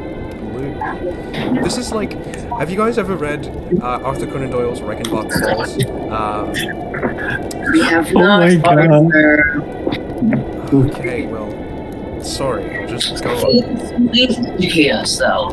Well, in Reichenbach Falls, it's one of the classic Arthur Conan Doyle Sherlock Holmes stories. Yeah. Right, so there's a series of mass heart attacks that seem like impossible. Arthur Conan Doyle actually refers to murders like this kind of like as a locked room because it's impossible, right? You've said this 12 times already. Have I? Wow. Okay. Well, kind of like hangs his head. It's like, if you want to take a look at the body, then just be my guest. talk about the body. Right. Okay. Yeah, I didn't notice anything weird about the body. There's no asphyxiations, no injection marks. The person seems healthy. Heart attacks just don't happen out of the blue like this. It's weird. Here, would you mind? Okay, here. So, is there a way she can find a way to contact the university? Because she wants to use her university resources, and she wants to contact somebody from their tenure. And call mostly her doctor who knows anything about these sorts of things, who can get a closer look and has a better understanding of the human body. I'd say your best bet to get one as fast as possible would to maybe use one of the telephones within the theater house. Otherwise, it might take a little bit longer to try and like get a hold of anyone within the university. Okay, Okay, yeah, so she's gonna say, pardon me, guys, let me run over to a phone really quickly. I think I might have someone who may know about this. Something close to this. So yeah, I won't be long. Alright, one of the constables, direct you to a phone, that's kind of kept in sort of a hallway off to the side of the theater where the second corpse is. However, that one actually seems to have already been taken out by now. But you can see that the constable that is standing there is still like making notes. You see occasionally making sure that constabulary crew are like taking pictures of this scene and whatnot and everything. And a little further down the hall, closer to a door close to one of the doors that says actors, which you're guessing is maybe one of their back room, one of their like prep rooms or whatever. You don't know. You do see that there is a telephone mounted to the wall. So she's gonna get on the phone with one of her, I guess, colleagues at the university, Dr. Martha. You're bad at names, aren't you? She's a physician, okay? Fellow physician. All right. Yeah. Physician. I can say that. Physician. Yeah. Yeah. You start to dial up the university. You tell the operator to try and connect it directly to Martha's office. You hear the phone ring maybe a couple of times, and then all of a sudden you hear, Martha's office, how can I help you? Hi, Martha. Are you, you wouldn't perhaps be busy right now. We're in a little bit of a situation here, and I'm gonna need some assistance.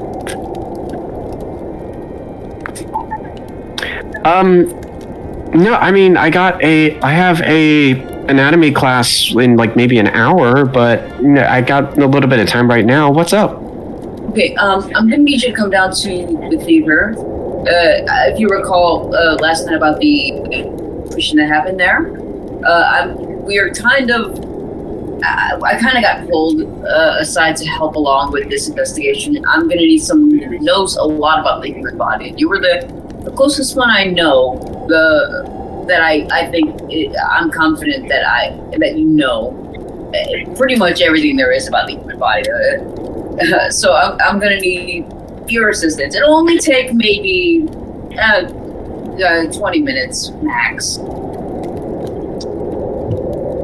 Oh, wow. Okay. You know what? Just in case, I'm going to tell my secretary to get someone else to teach the anatomy class because, the way this sounds like, and I've only heard bits and pieces. I mean, when something like that happens, it doesn't really go unnoticed. Yeah, just give me a second. I'll be right down as fast as I can. Okay. Take your time. We're just gonna keep going around the area. Scope anything out. Let me know when you're here. Yeah, of course. Oh, yeah. Yeah, I'll do the best I can. I'll see you in a bit, Veronica. All right, see you in a bit. And she hangs up. Yeah. During that time period, Arthur, one of the constables actually makes his way up to you, and he goes, "Hey, you're that one that been working with Jackson, right?" Right, then maybe you can actually help me with this. So, there's that bloke that finally gave out in that hallway there, yeah? Points to where actually now Veronica is walking out of. Right. So, turns out, he was one of them journalists for the Gazette, right? Journalist. Yeah. Fucking weirdest thing. Anyway, he had this notebook on him. I've tried to read through it, but I can't make heads nor tails of it, and I figured, we ain't got our detectives down here quite yet from the station house. May as well have you take a look at it, if you don't mind. Sure. I'll try my best. Right, yeah. And goes through his back pocket, pulls out a small, notebook that has a sort of sleek black cover on it. Almost a very. It looks like it's almost too well done to belong to a journalist within the Gazette. I'm gonna say, could you give me a survey roll real quick here, Carlo? Sure. And that is gilded as well. That is still going to be gilded. You're just with the gilded today, man. Well, I'm trying to make sure you guys played your strengths. Okay.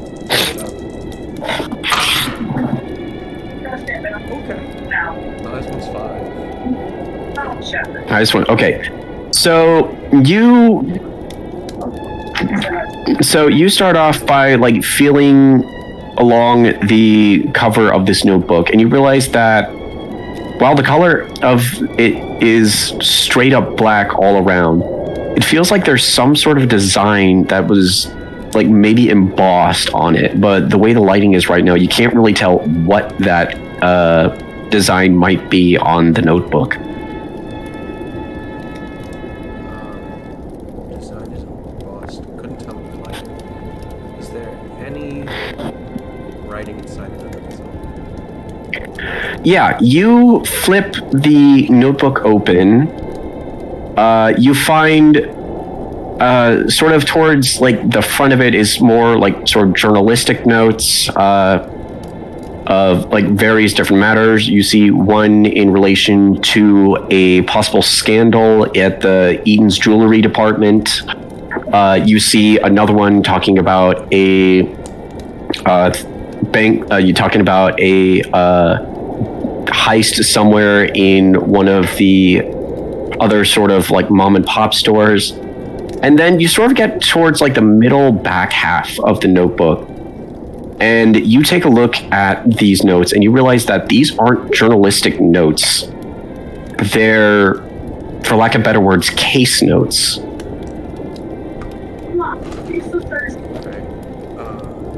And you start to kind of read through them, and you realize that a lot of these notes are in connection to stuff that sounds almost unbelievable. You see some notes about some type of gadget that allowed you to see a spectral image of someone who'd passed. You see other notes of some sort of type of paranormal creature. Towards the back half of it, you also end up seeing more notes that kind of are tied to the theater house. And towards like the end of it, it says something along the lines of a couple other members of the circle are coming to also investigate.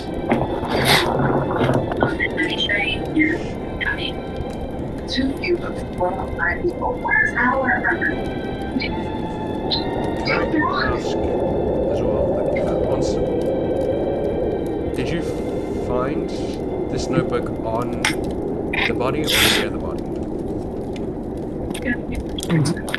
It was in his hands.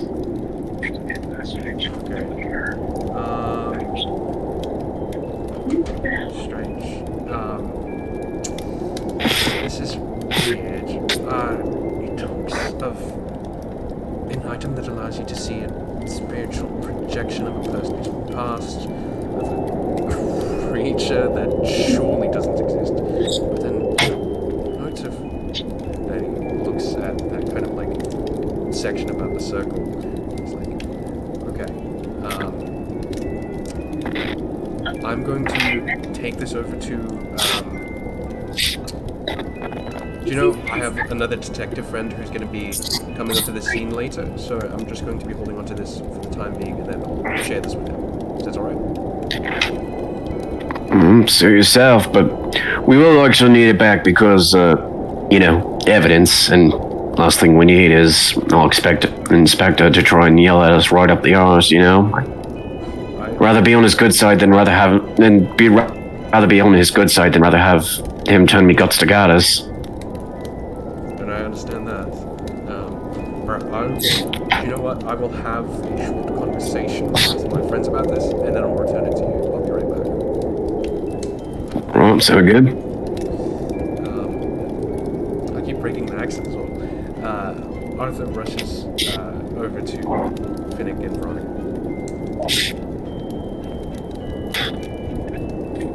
Hey there. that about? So was it? Sorry, Lightkeeper. Was the person that passed away? Lightkeeper's not. Lightkeeper isn't here with you guys. He's still back at the chapter house. Fair enough. Didn't know the term dungeon master, so I just assumed. Well, okay, we could also use Lightkeeper for that case. Yeah, no worries. Okay, but anyway, continue.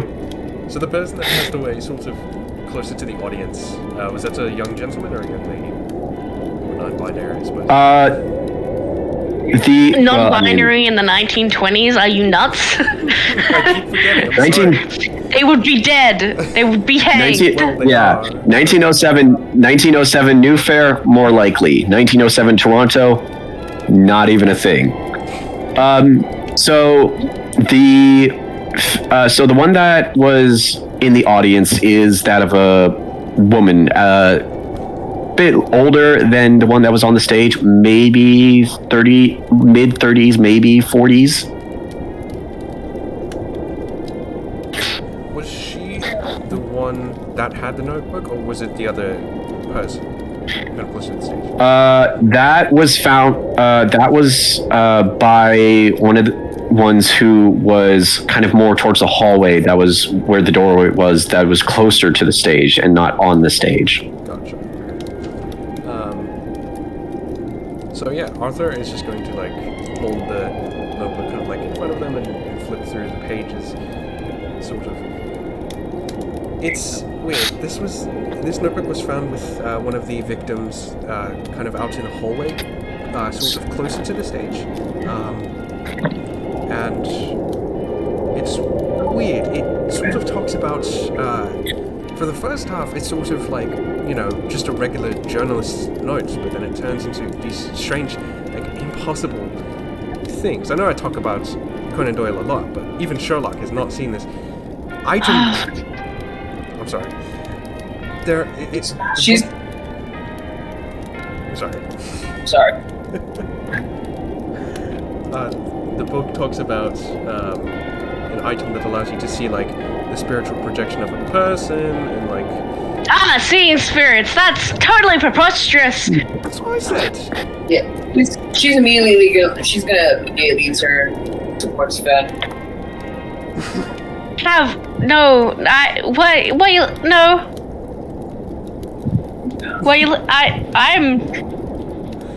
Hey, give that notebook over to my friend over here. Fuck you. Give it to me. All right. Finnick, what are you going to be trying to do with this notebook? Do I sense any afterlife fuckery or bullshit like that? Okay, I'm gonna say make me another sense roll. And it's gilded, but I have not. You haven't burned any of your drive for it yet. Yeah. But I can right now. I love the groan in it. All right. I got a 6. Was that the regular die or the gilded? Out of curiosity. Regular. All right. So yeah, you hold on to this book, and suddenly you get sort of a bit of a flash of God knows what. You see a man, to which you're assuming is the journalist in question, making his way out of another building on the other side of Toronto. With him are the middle-aged woman that is in the audience now, and the younger man that is being pulled out right now. It flashes again, and you see the journalist making his way from the audience over to the hallway, going over his notes. One of the things that you kind of see almost more so than towards almost the back end of the notes that he scribbled is various different notes about another case, about a certain case, and the name and address and a name and address underlined twice at the bottom. You can't quite make out the exact address, but what you can make out is that the name in question is Jackson Marley. And all you can make out for the address wise is is it house or all you can make out is that it's some type of house over on Young Street, which honestly is not that, which is quite a bit of ways from where you are right now. And then you are back in you are back in reality. You are back in the theater house with your friends. I'm gonna say take a bleed mark for me, if you don't mind. Sure.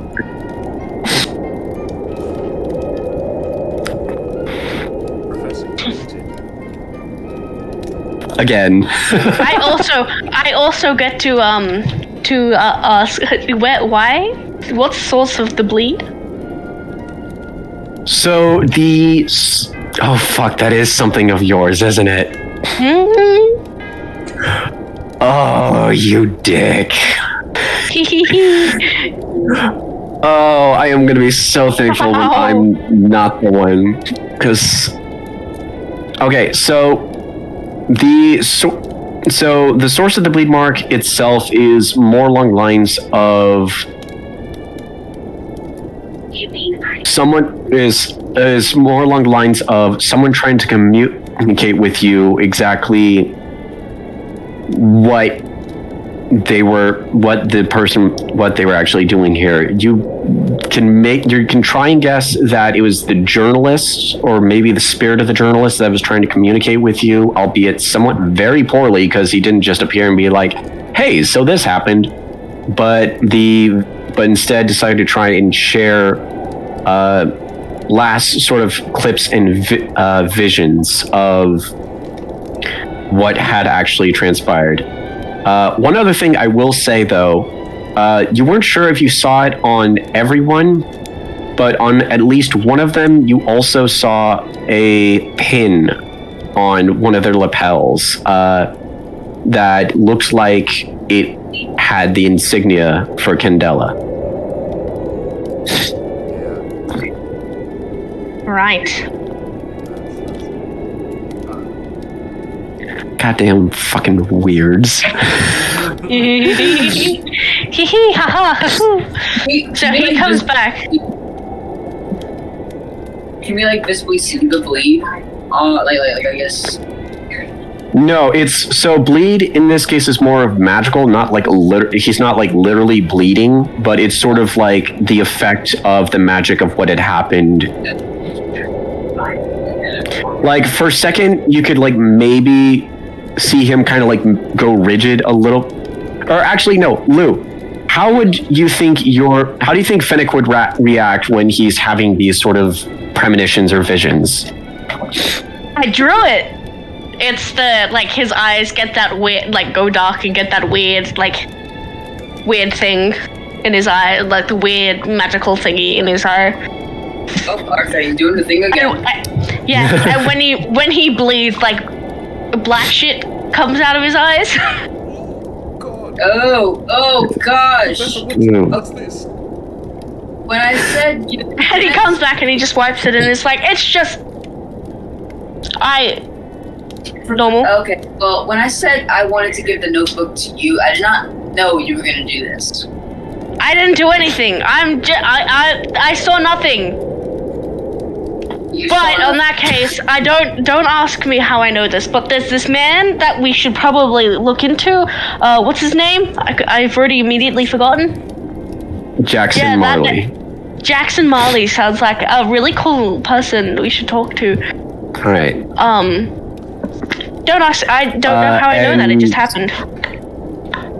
Arthur, I will say, as I'm guessing you're probably gonna also maybe double check back through the notebook, but I will say also when you were looking through the notebook at first, you did see it was kind of something that didn't really catch your mind at first, even though it was like underlined. But you did see the name Jackson Marley a couple of times in the back half of your notebooks. It looked like that this was related into some sort of a case that this other Candela group was looking into. The context in which I saw the name, did it explain that it was like a victim, or...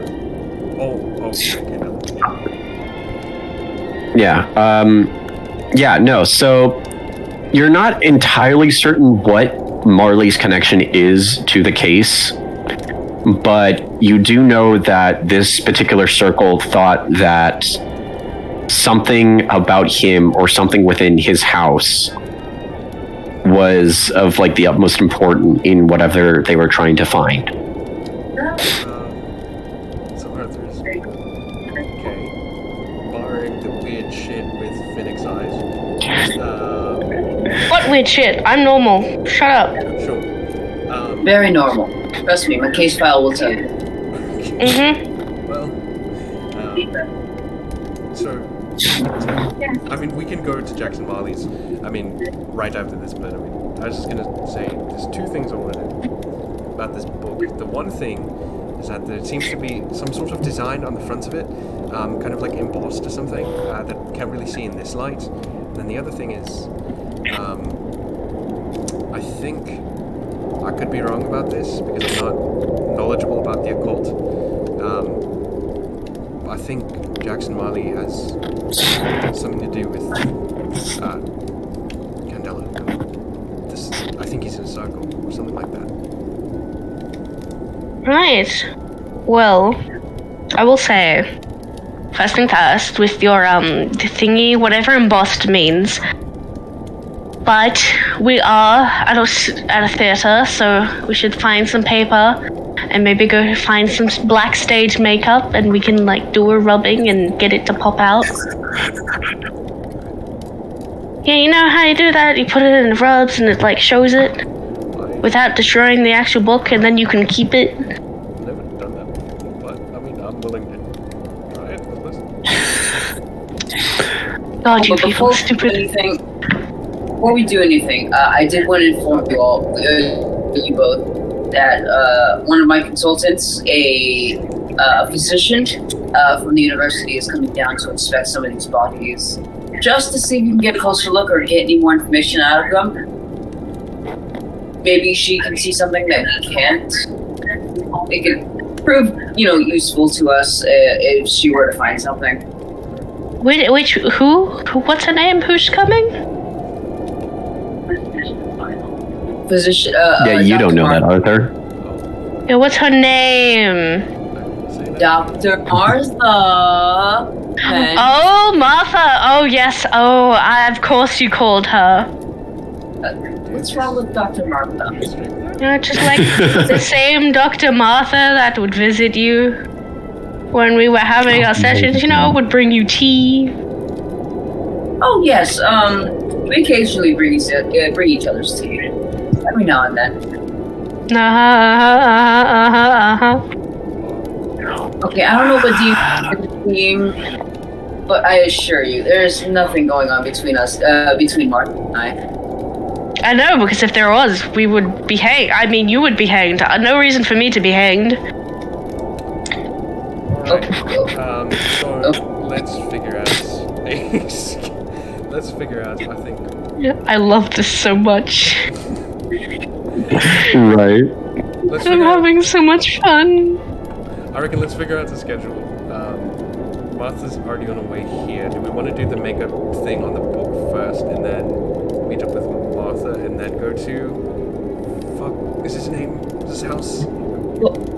You want to go Marley. She will be coming here, so whatever we need to do here, we can do. Okay. Do we know... She's like on her way here already? Right now, yes. And I will say, by the time you guys are talking about this, you do see Martha making her way in, albeit very annoyed, but here nonetheless.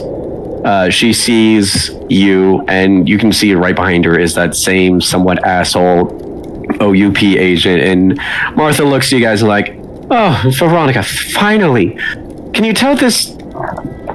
I don't even know your name, but you know, It's the guy with the same nose as his mother. Okay, here. She's gonna like walk up with. She's gonna walk up with like ferocity in her step. She's kind of like walking sort of back towards them, and she's gonna say, "Excuse me, sir. Have you a reason for you to be following this woman into this place? I called her." Well, for one, I was not actually informed that you would be involving anyone else within your, for lack of better words, investigation. Considering the fact that one of your compatriots did lead me over to the payphone, and I literally heard the conversation that I was having, I thought you, and as well as your other smarter gentlefolk, would put two and two together to figure this out. You see, this guy looks over to one of the constables and he's like, "Don't look at them. Oh yeah, look at me." Well, no, it was the constable that led you to the phone. Oh, yeah. So the agent kind of looks at the constable and is like, oh yeah, she was going to be bringing someone over. You see one of the other constables looks and it's like, really, Todd? You forgot to tell him? God damn it, it's Todd again. No, not Todd. Not Todd! I thought we killed Todd! There's always I thought we killed him already. Return of the Todd. Return of the Todd. What was the other one? The agent, Daryl. Fucking Daryl. You see the agent kind of sighs, looks to you and is like, my apologies. And honestly, it should be the apologies of the constabulary for not informing me, but I do apologize for the manner in which I presented your assistant. Martha just looks and is like, excuse me, associate. The agent just turns around and walks away. And he's But you have the same eyes as your dad. You're creepy as fuck. She's gonna go in and tap on the guy's shoulder as he walks away. She's like, "Who do you think you are? Like, really? Like, do you think it's just okay? I know we are different than you and all, but we have a place in this investigation, and for you to treat us as such, like we are absolutely nothing, and we're intruding on your business." I don't think that's, I don't think it would behoove of you to upset one of the heads of the university. I will say this right now. If we go any further in this conversation, we're probably going to get canceled because 1907 Toronto. Let's remember where we are.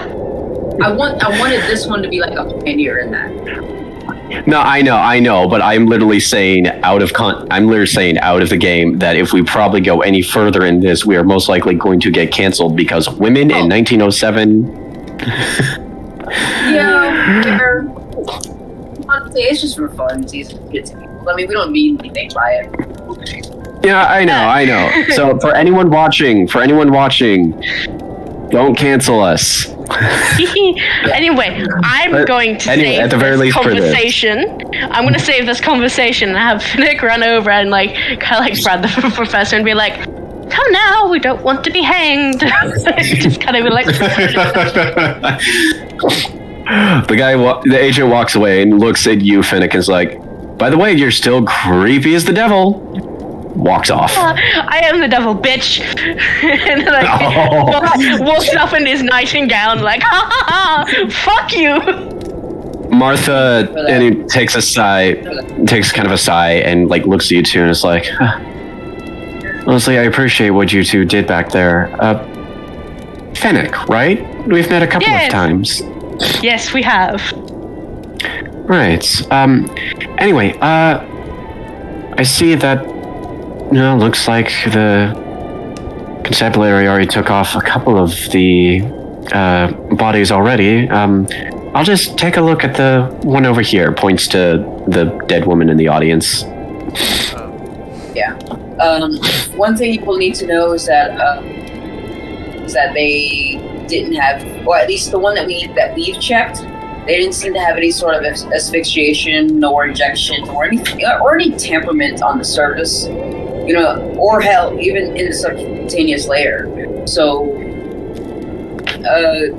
which is why I wanted to call you, because you know a lot about this stuff. No, it's fine. I understand, and albeit that is rather confusing. Granted, Veronica, you know that a lot of this could mainly be done more thoroughly over at a morgue, because,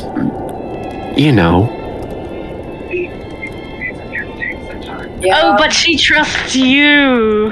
He says that as he walks by really smoothly and just kind of slides by. She trusts you.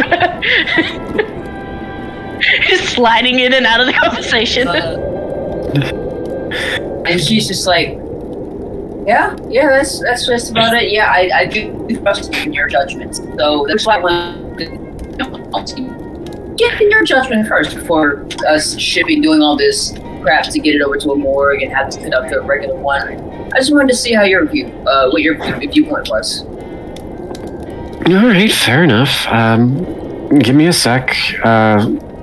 You guys gonna be staying here, or? Oh, yes. Well, no. We'll come along with you. I would like to see what recommendations you're making. All right. You see, she makes her way over. Kind of does the same sort of investigative stuff as Arthur was doing. Takes a look and is like, "You're right. I don't see any means of any injection point here, or any sign of them being strangled or smothered." Arthur? Arthur, drops his voice a few octaves, and he's like, "Oh, yeah, so I did a thorough look at the body, and yeah, it seems like the professor said, no asphyxiations, no injection marks. It seems weird, heart attacks usually don't happen out of the blue, right? Hey, I'm Arthur, by the way. Right? I'm gonna say, give me a sway roll for that. Well, while that is happening, she's like, "Why are you talking like that?" It's how I normally talk. This is how I talk all the time. I don't know what you're talking about. Give me a sway roll, Arthur, to see if you can pull this off. Phoenix just standing there, just staring at him like he's the grossest thing in the world. Ew, straight people. Oh my He's God. like that. He's like, this is gross. Do not flirt with Martha. Gross down. Alright, let's see. I have to roll this with disadvantage. Okay. Fuck. Beautiful. The lower one is a 2. Martha stops, looks at Veronica, and is like, "So you got a sore throat or something?" Yeah, you might need some kind of help. Right. Well, if I had to take a wild guess as to how they died, I'd say they might have been frightened to death. Well, I mean, that's my guess here with this one, and I'm sure whoever the head mortician is probably going to be saying something along the same, but yeah, I'd have to say that it's maybe caused to being frightened to death. Damn. I mean, I just got an ad for fucking Lego Fortnite. fucking Fortnite. It's invading my life. It won't go away.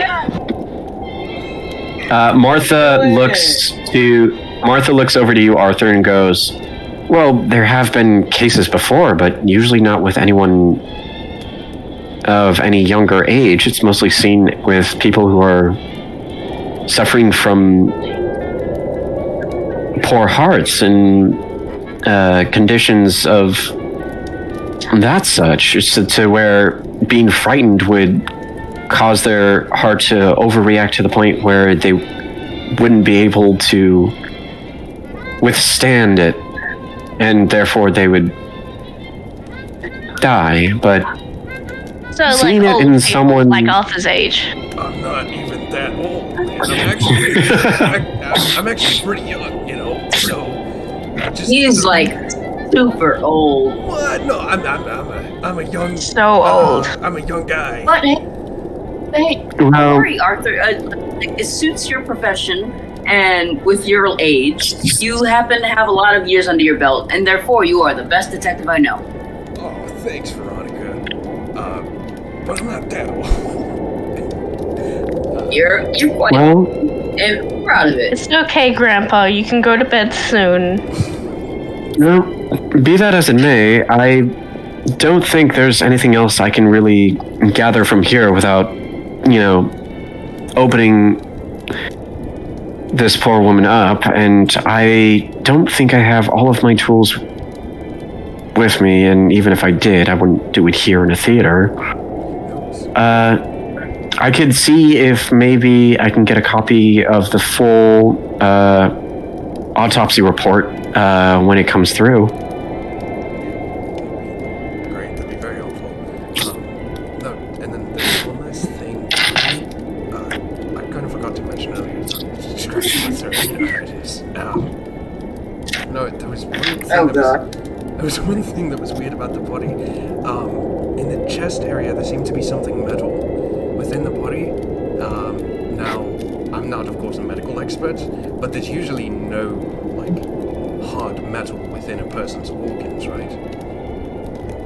No, usually not. I'd assume maybe there was something within the cloth on his body that you might have been unable to try and pull out. Give me one sec. She goes back and kind of makes her way, kind of does a bit of a general pat down. Gets to this sort of lady's handbag. Stops, opens it, kind of rummages around a little bit. Pulls out what looks to be some sort of square or diamond-like pin, and is like,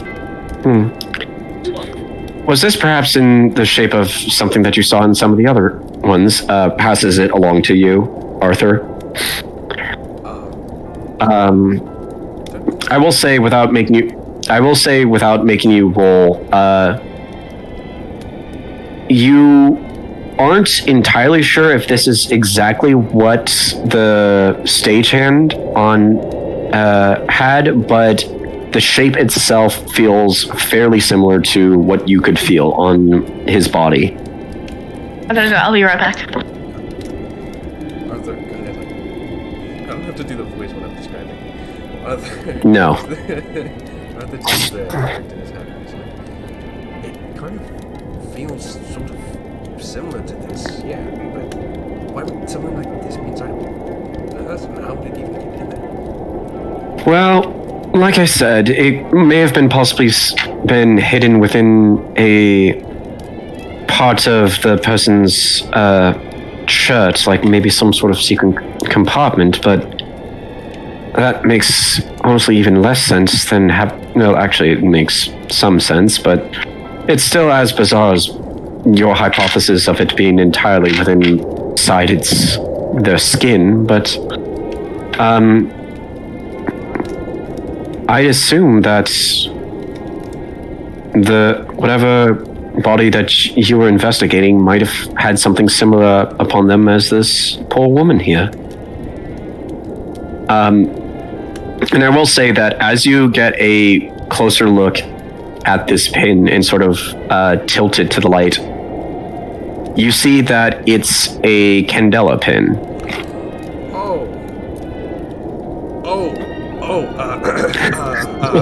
This is,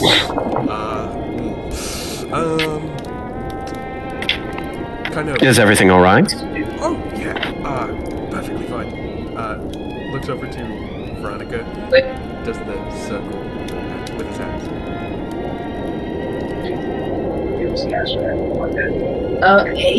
She's gonna go over and she's gonna would you mind handing, let me get a closer look at that, because I think I've seen that from somewhere. Yeah, Veronica, you get a hold of this pin, you take a look. you know what this is. All three of you technically also have a copy of this exact same pin. It is a pin that holds the Candela insignia on it that every member is given in their initiation, and is usually kept upon their person, to always try and identify other members outside of your circle. And she's gonna kind of like, she's gonna really play this off. She's gonna be like, interesting. I don't think I've seen anything like it. Detective, did any other person inspecting the bodies find one in every single body? Do you know what? I will actually check with the other constables right now. Wow, it's like she's like really inspecting this thing. I don't think I've ever seen anything like this. What could it be? You have any idea? Are you directing this to Fennec, or are you directing this to Martha? Yeah, Fennec. Brilliant timing. Okay. So, when Dr. Martha did a bit more of an investigation upon the body, she found a Candela pin inside her handbag, and these guys are trying to play it off as if they have no idea what it is. Oh, right. Fennec just glares at the professor like, well, how dare you put this up on me? I was brilliantly avoiding this. So he's holding it and he's like, just looks like a pin. That being said, we're going to cut over to Arthur as he's making his way to one of the other constables who turn over, and it's Todd, and he looks and he's like, "Oh, hey, you're that guy that works with Jackson." I don't know. Yeah, you do. Oh, wait, I do. You work with that station house. It's the same. You would have a listing of who the constables are. I thought. Hey. Sorry. Briefly out of character, can you describe what the pin looks like one more time? Okay, so it is a sort of bronzish pin of a sort of like a diamond or square-shaped diamond with the Candela insignia stamped in its center.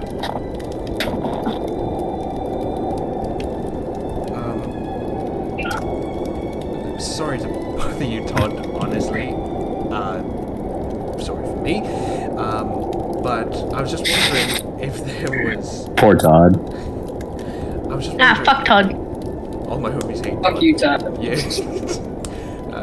was just Oh, my wondering... homie. Todd. Todd better be in Outlands. Oh, he's definitely going to be in. So he's just gonna ask, like... So, for the other two bodies, were there any sort of diamond or square-shaped pins located near or on the body at all? Kind of with this, like, this C kind of shape in the center? You see Todd just kind of like gets in close, kind of squints at the pin, turns to his morgue assistants that are actually coming back, and it goes, "Hey Gary, did you find a pin on that body that you actually took out a while ago?"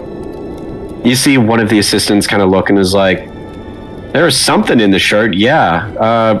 We just left it with the body itself. The head mortician's gonna try and figure out if he can get it out of wherever the shirt was." All right, well, what about the journalist guy? Him? There was something like that on his hat, I think, yeah.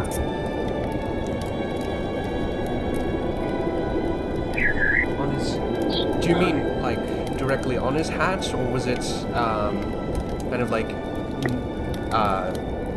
Did you feel on his head? Was it inside the head, or was it on the hat?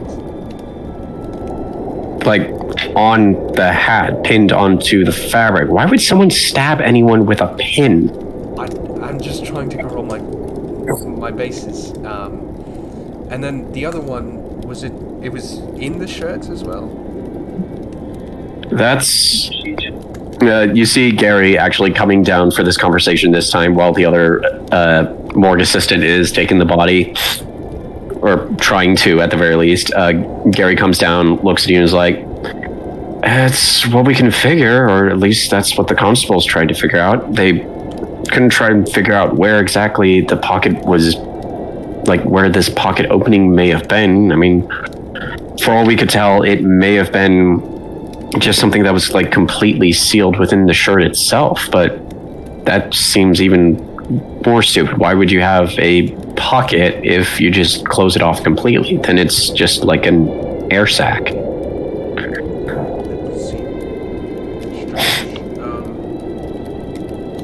That after that, you see the other assistant kind of look and is like, "Hey, Gary, it takes two to actually take a dead body." Yeah, all right, Joel, I'm coming. Makes his way up the stairs to help with the third body. Okay. The body's already taken to the Two of the bodies have been taken to the morgue as of right now, or at the very least are waiting in the back of a carriage to be taken to the morgue. And the third one is being taken now. I think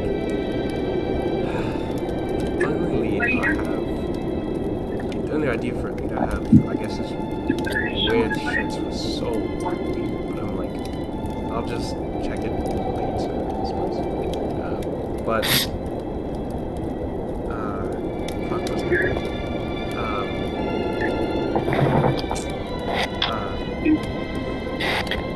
He's just gonna nod to the constable in front of him. Todd. Great, thanks, Todd. I'm gonna double back some of my friends. Thanks, man. Yeah, no problem. No walk away. Yeah. So, as of right now, the clues that you got are each of the three that died this night all died because of a heart attack, possibly due to being frightened to death. They were all members of the same Candela circle, and they were all investigating something involving Jackson Marley. It always fast.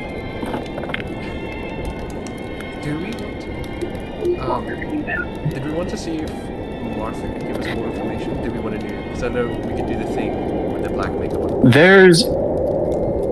There's not much you can kind of ascertain from Martha. As she said before, there's only so much you can do from just without having to like actually cut open and turn a corpse into a cadaver. Best she can do is get you the full autopsy report after the head mortician is done, but that's not going to be for quite a bit, as, I mean, there's 3 bodies. Even with one, it's going to take a good while.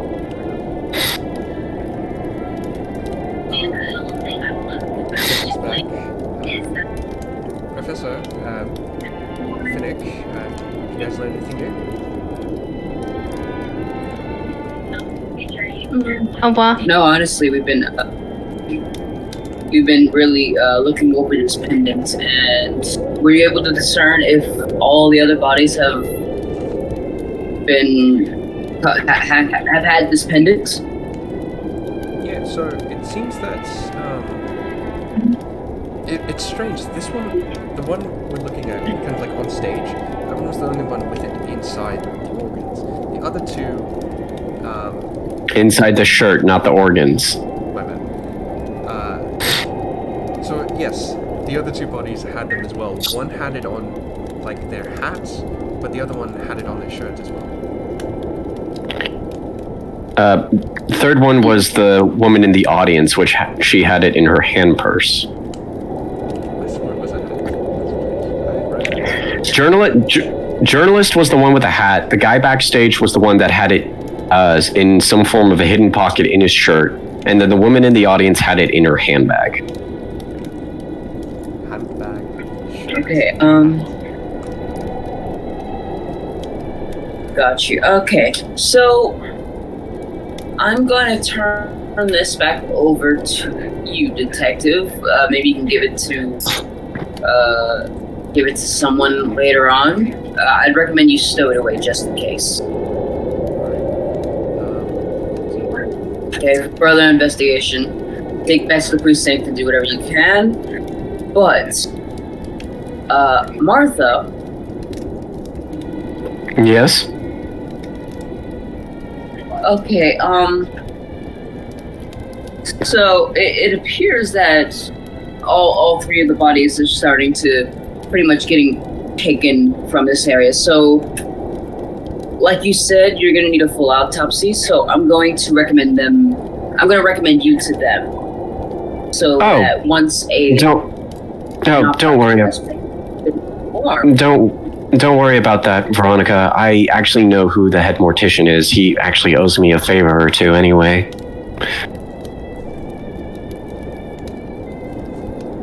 Perfect then. Okay. Well, I guess that settles it. Thank you for everything that you've done for us, Martha. Of course. I'll get back to you about it as soon as I can. Though it's... Yes? Hey, Martha, do you ever read any Sherlock Holmes books? They're really good. There's The Sign of the Fall, there's The Adventure of the Dancing Man, there's Regular Falls. There's one book where Sherlock Holmes meets Dracula. That's a really good one. There's a bunch of them. I don't know if I read that one, but I have read a couple of Conan Doyle's books. Honestly, I'd have to say maybe one of my favorites out of the ones I've read is Hounds of Baskerville, maybe. Oh my god, that's a classic too. I love Hounds of Baskerville. I can't believe someone else. We have so much in common. Oh my god, we should write tea or something. That's amazing. Wow, Hounds of Baskerville. Martha, darling. I believe that what my friend is trying to tell you is that he really likes Arthur Conan Doyle and he really loves Sherlock Holmes. So he's a nerd.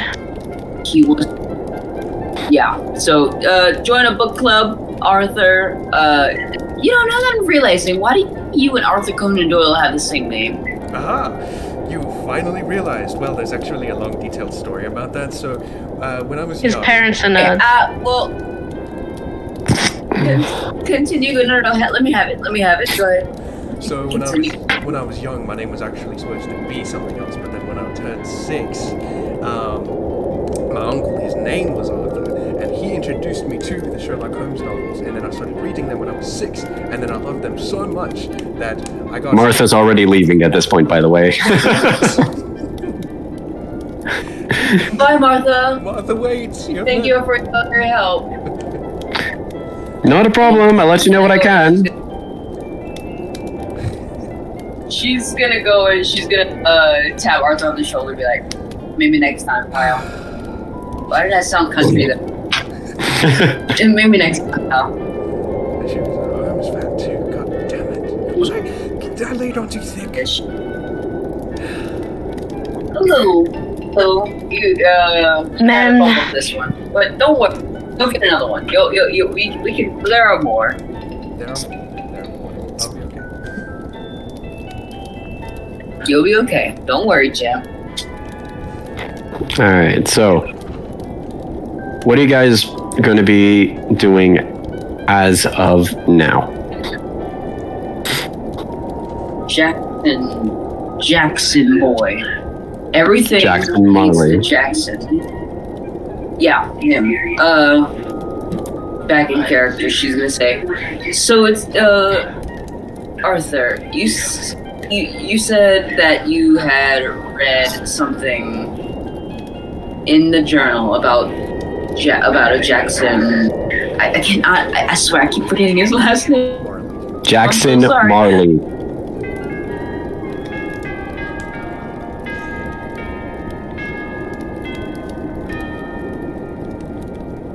Did we lose him? Alright. Alright. And Fennec, you did say I did. I said. please. I Can anyone hear me? I said You're something going, that's like, in and entirely out. normal to say. Hello? Hello. Hang on, let me. Hello? Hello. Oh, it's Oh, going. damn. Oh.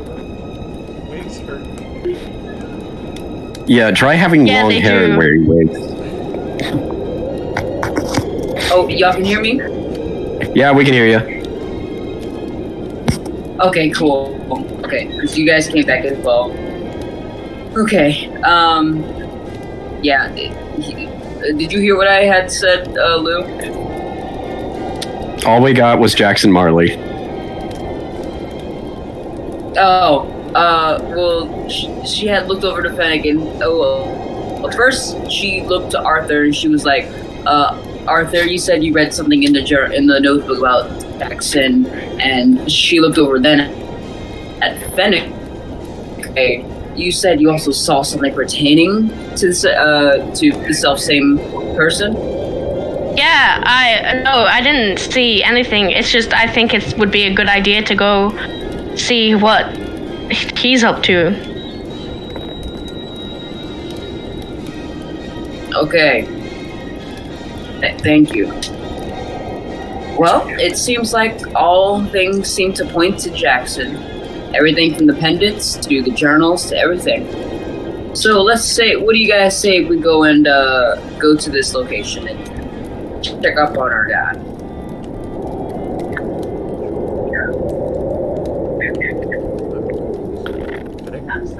All right. Yeah. Well, let's go. All right, so you make your way out of the theater house at this point. Make your way across Toronto over to Yonge Street, and you get over to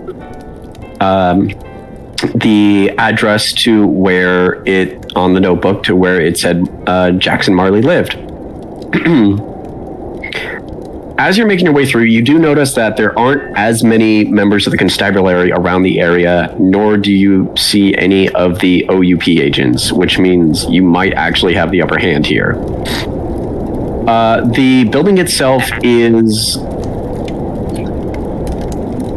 It's definitely a little more off. It definitely is something of those who have a decent amount of wealth. Even from the outside, you can tell that it is sort of lavishly built. The greenery around it and all of the fauna is very well taken care of. You make your way over to the door. Which one of you guys is going to be knocking?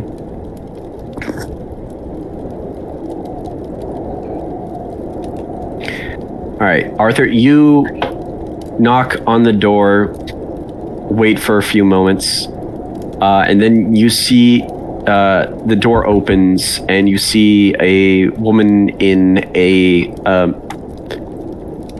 sort of casual version of a maid's uniform. By best guess, you could tell she's probably like the head maid or something like that, and she opens up and is like, "Yes, can I help you?"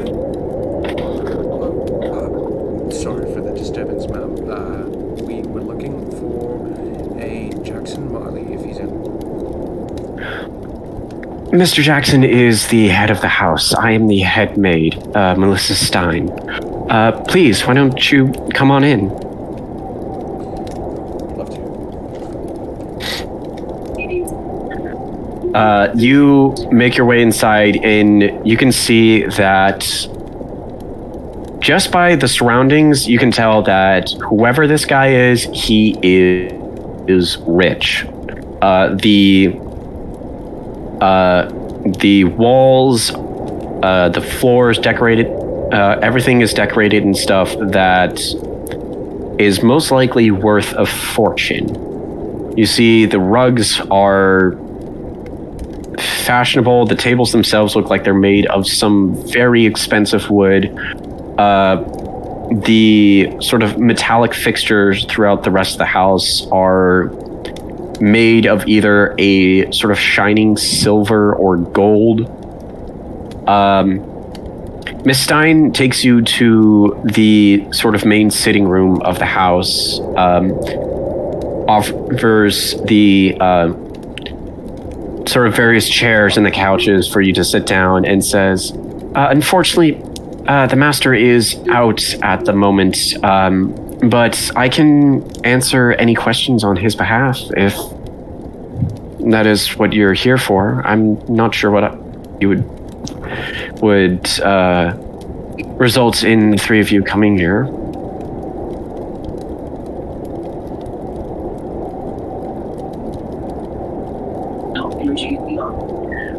Sure.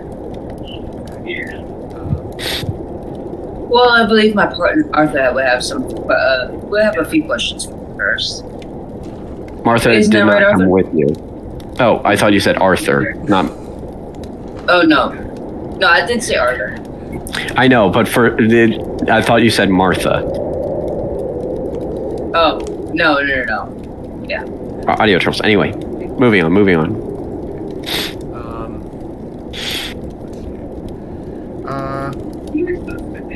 So, has...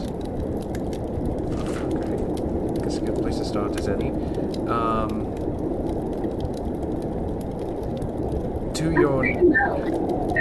Has Jackson Marley expressed anything to you about the murders that have happened over at the theater?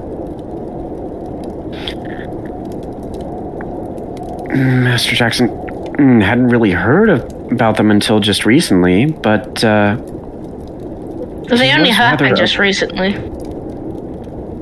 Of course. I mean, of course.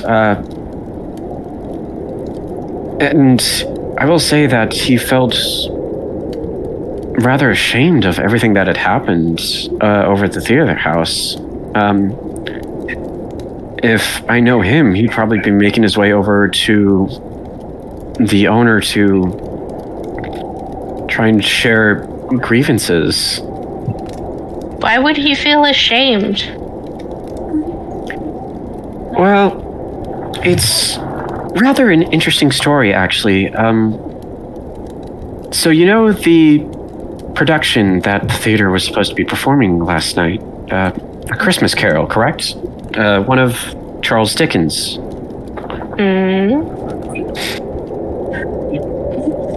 Arthur, shut up. Arthur, what did we talk about? Miss Stein kind of chuckles and goes, well, not many people actually know about this, but the story itself has some realistic fact to some of its characters. For example, you know the character that Ebenezer Scrooge sees in the door as he's making his way home, right? Yes. Yes. She gets up for a moment and goes over to one of the pictures that are staying on a frame not that far from the fireplace and brings it over. And the three of you can see on it there are a picture of two men standing in front of an older building. One is a little bit older than the other. And actually, I'm going to have all of you make... I'm going to have all of you make a read roll real quick here. It's a good thing that I have proficiency in there. I got 1 point in I got read and 3.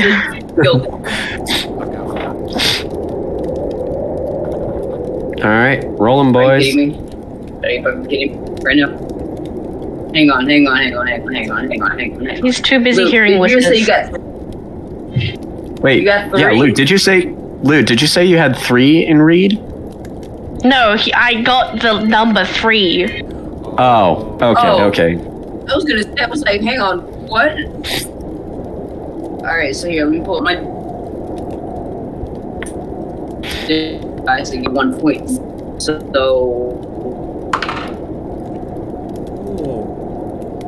what is that? So I'll rare 2 and add another one there. Oh God! Hello. What you doing over there, Angel?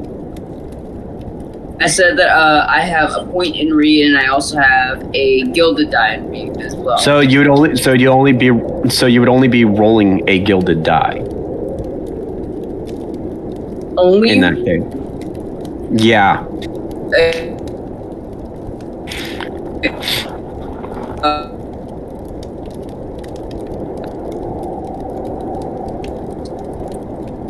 Hello? Oh God. So I have a 3. I think the professor's more nuts than I am.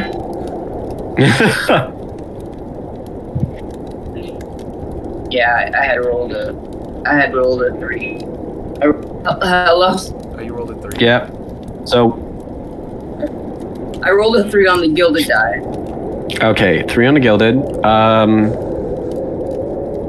Carlo, what did you get? I rolled a 1. Oh my God. And Lou, what did you get? 3. We've been over this. Oh my God. All 3 of you failed. Good Lord. Would you mind running me by what the gilded die does to a roll? So with the gilded die, when you select it for a result for a roll, or when you have no other choice but to select it, you automatically get a drive back in that category. So in this case, because it was because you were doing it in read, and it was in the cunning section, it was gilded. That means you would get 1 drive in cunning back from your maximum, from however many you spent. Okay. So once I make the regular roll, after I make the regular roll, I get an extra thing back. So when it comes to just when it comes with rolling with the gilded die, yeah, you would get another drive back from whatever amount that you've spent. So if you made I don't think you actually spent any drive in cunning yet. Wait, did you? I did. Okay, so then yeah. To help out.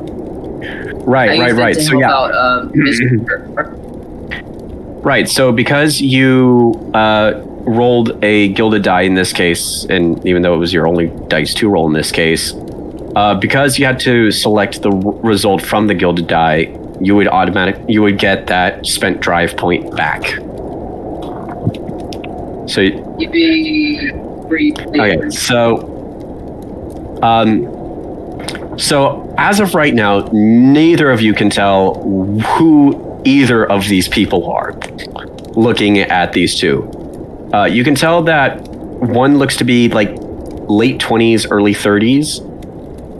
Definitely a bit on the younger side, and you can see that the other one is older.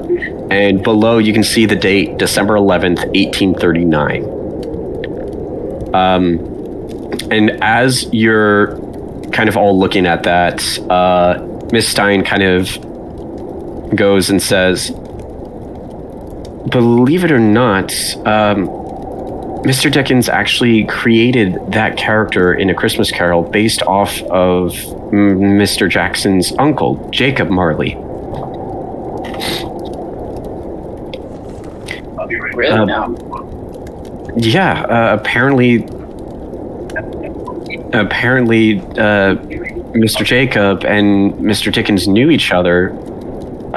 Through how, I have no idea, but eventually Mr. Jacob passed away, and Charles Dickens published A Christmas Carol 4 years after his death, using Jacob Marley as a character in his story. And friends in some extent, Mr. Dickens wrote in his contract that a portion of the profits from that story would be sent to Jacob's kin, which, as of currently, is Master Jackson.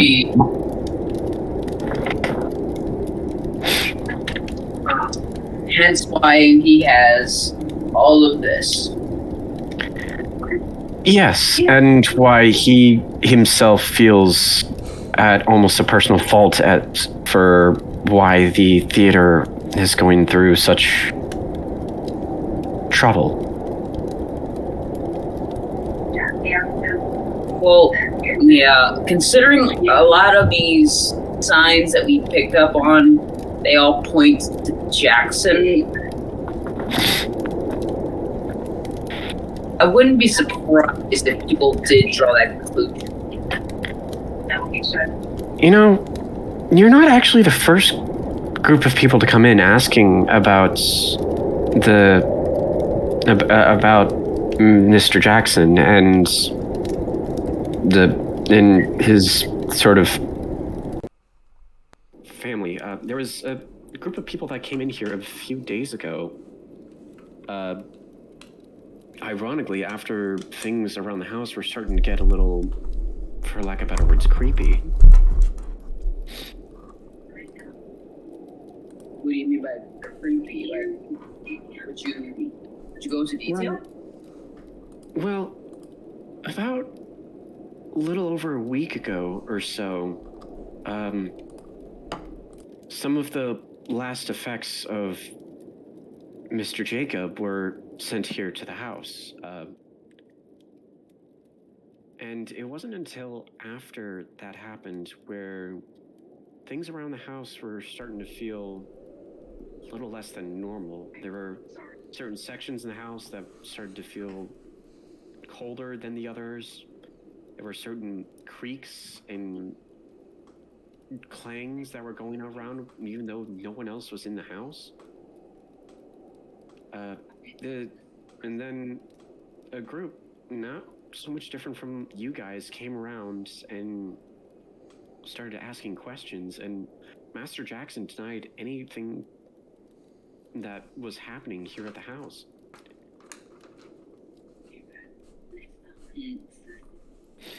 Well, look, can he look over to? She's gonna look over to Arthur and say,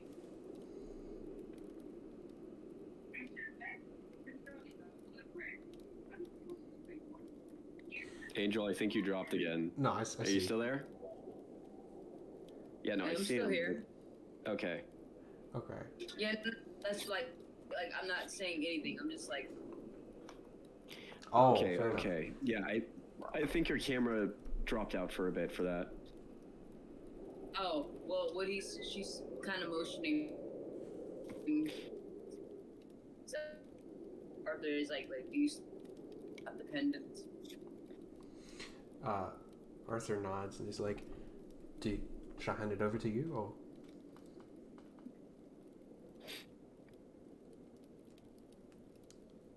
Hello?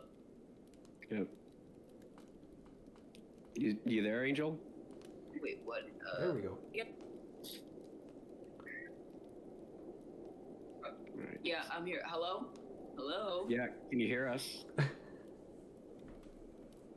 Yeah. Angel? Yes. Yes.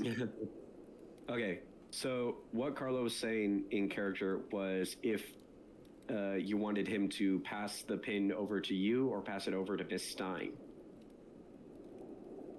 Well, yeah, both. Yes, both. Okay. He hands it to the professor, yeah.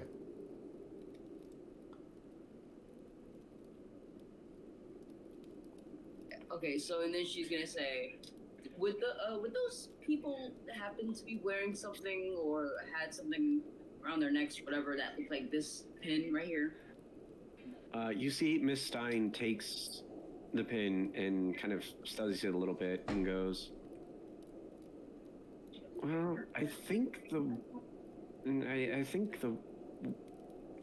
one woman out of the group was wearing something like this. I couldn't quite tell, but the design itself looks familiar. I think I saw this on one of the men's notebooks. So it was kind of hard to tell because it was all in some sort of black embossed leather or something.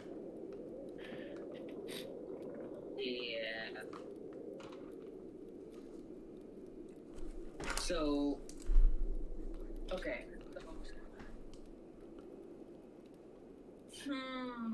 She's a little stumped at this point, so she's like deep in thought. I will say that when this group asked about the last possessions of Mr. Jacob that were sent here,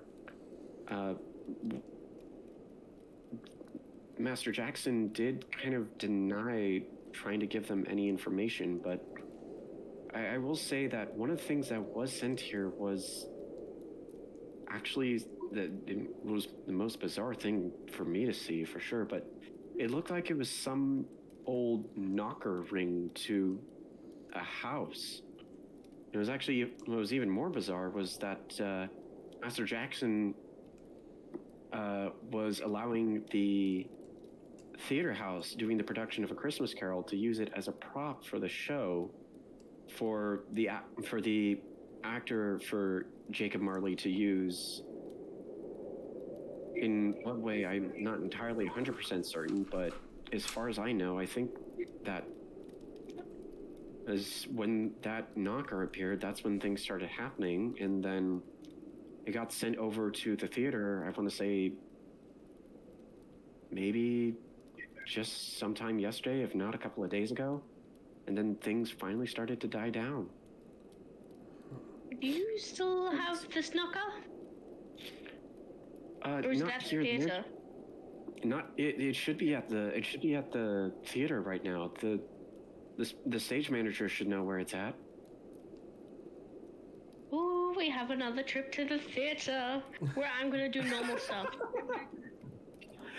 Just the way you said that, Lou. Just the way you said that, Lou. I said it normally. What? No, you did not. How did I say it? Ooh, we have another trip to the theater. Why? Just tell me I did not sound like a German. German or Russian or whatever. It was less German, Russian, more ecstatic way about it. Oh yeah, another trip to the theater. Let's go. Carlo, you better find a playback for this. Oh, clip it. One more thing. You are aware of everything that went on yesterday, aren't you? Do you? I did hear about. I did hear everything through Master Jackson. Yes. And are you aware that? Are you aware that things as weird and creepy as you say, as you've mentioned before, right? Before she answers, I want you to give me another read roll, if you could. Hell yeah. Gilded. If you want to burn some drive to get an extra dice or two, you can.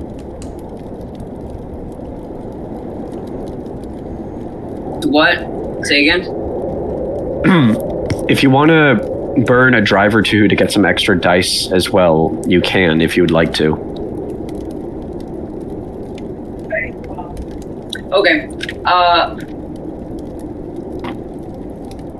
I'm not gonna burn a drive, but I will mention that again. This my read stat has a part of it is gilded. Right. So you just have the 1 point. Yeah. Okay. Yeah, just the one. Okay. So I just rolled 2d8. I did 2d6, correct? Just the 1d6, and it has to be the gilded one. Or wait, what's your score? What's your score in read? Actually, what is your score in read? It's just one. Just the one in read. Yeah. So then you would just take 1d6, and it has to be the gilded die. Okay. I rolled a 4. 4. Looking at how Miss Stein's like body movement is as you're asking these questions, you can tell that she isn't associated with Candela, and by that extent, maybe Jackson isn't, or if he is, he's really keeping it away from his staff. Okay, and after learning this, she's mostly gonna keep her mouth shut on the weirdness part. She doesn't want to or anything like that. Right. So, Miss Stills looks to the rest of you and is like, is there anything else I can help you with? Cup of tea? I would love a cup of tea right now. After everything that's been going on, oh jeez. A cup of tea would be perfect. Oh, yes. I don't think Mr. Jackson would have any problem with that.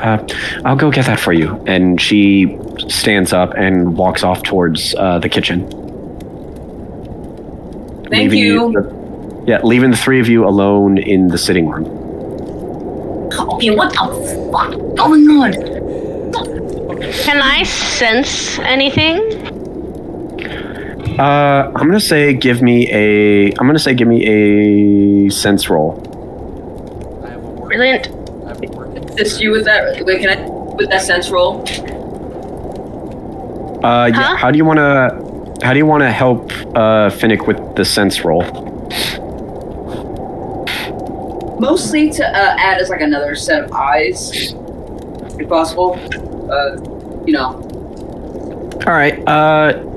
Mark off a intuition drive for you, Veronica, and Fennec. Add another d6 to your sense roll.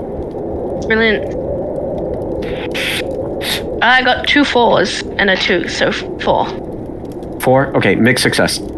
You subconsciously kind of stretch your kind of mind out to see exactly what is going on here.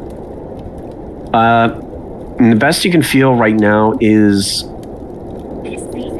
remnants of the cold, remnants of being in the snow.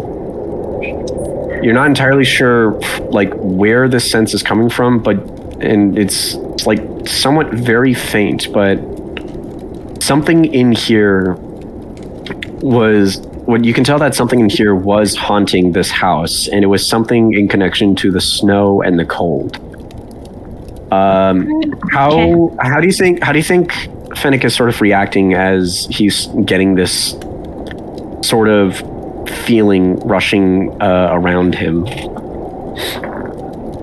He just looks around. He's like, "Is there a window open or something? It feels kind of chilly." All right.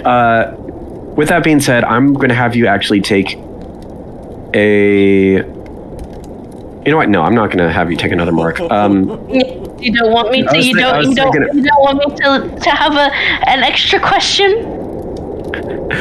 I keep forgetting that's one of your abilities. No, mainly because that. Actually, you know what? I'm going to have you. I'm gonna have you take a brain. No, I'm gonna have you take a brain mark for like trying to be in denial about this.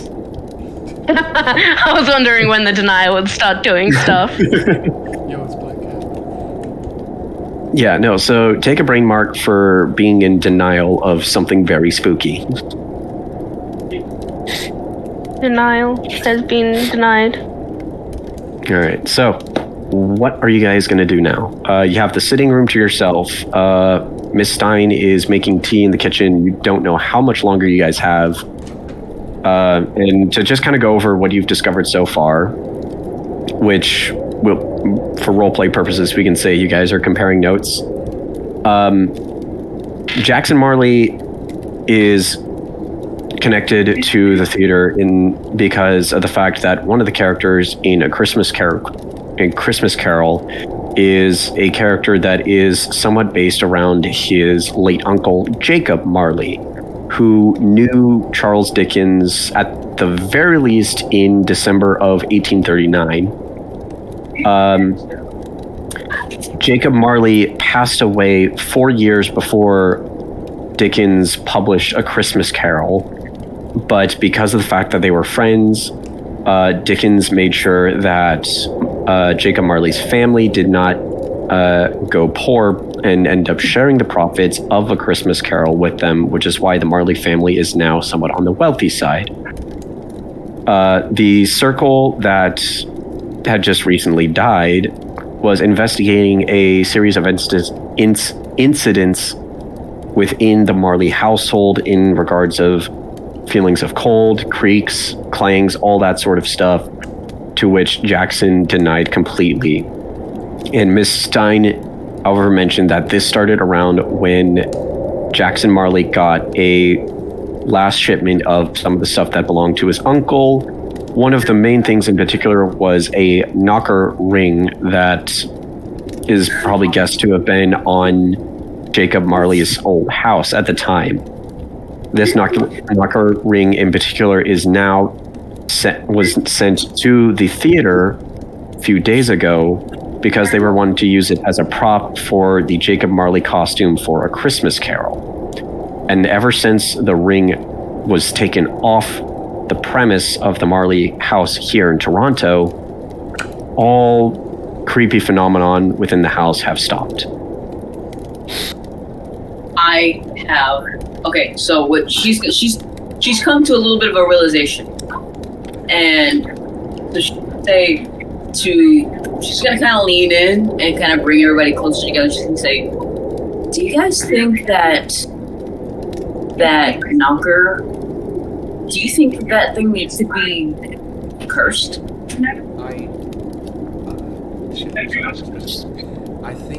don't know if it's cursed. It definitely has something to do with the case, if not directly the murder weapon. I think. Do you reckon that's the little things on their clothes, devices that were turned on by the ringer remotely, and the knocker?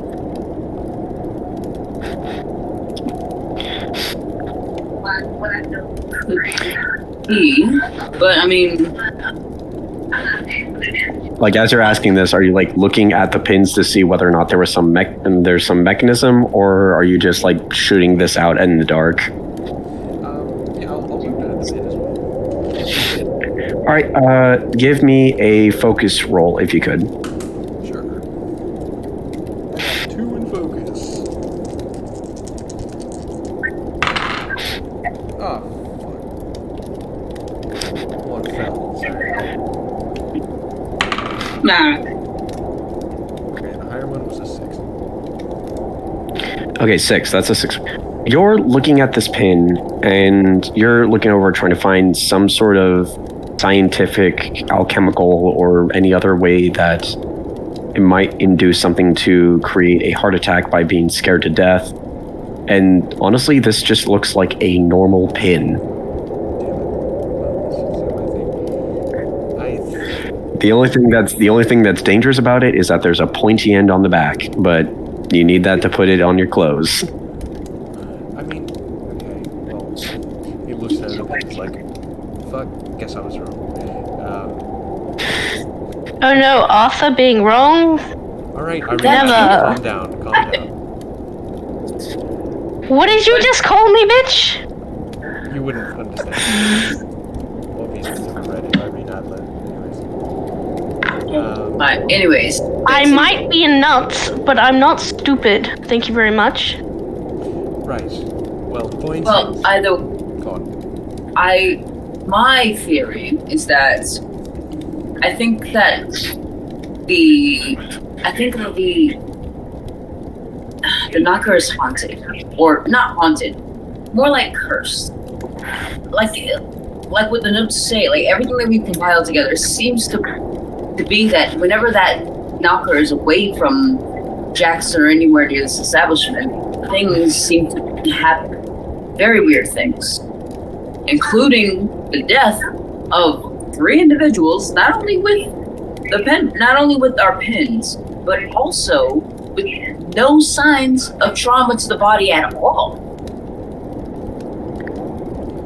Now, tell me, I can't be alone on this theory.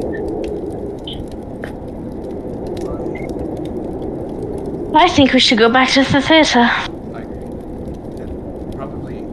I think there's usually a logical reason behind most things, as Conan Doyle says. But I mean, I maybe We are in a circle to stop these sorts of things from happening. Okay. I think this is beyond us. Well, like we are more than capable for the job.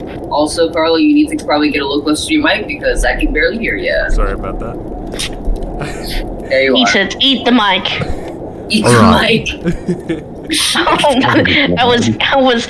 Even though I told you to do it, was not prepared for it. Jesus Christ. So, yeah, I think they. There is no Jesus here. Jesus left a long time ago. He got replaced by Stamos.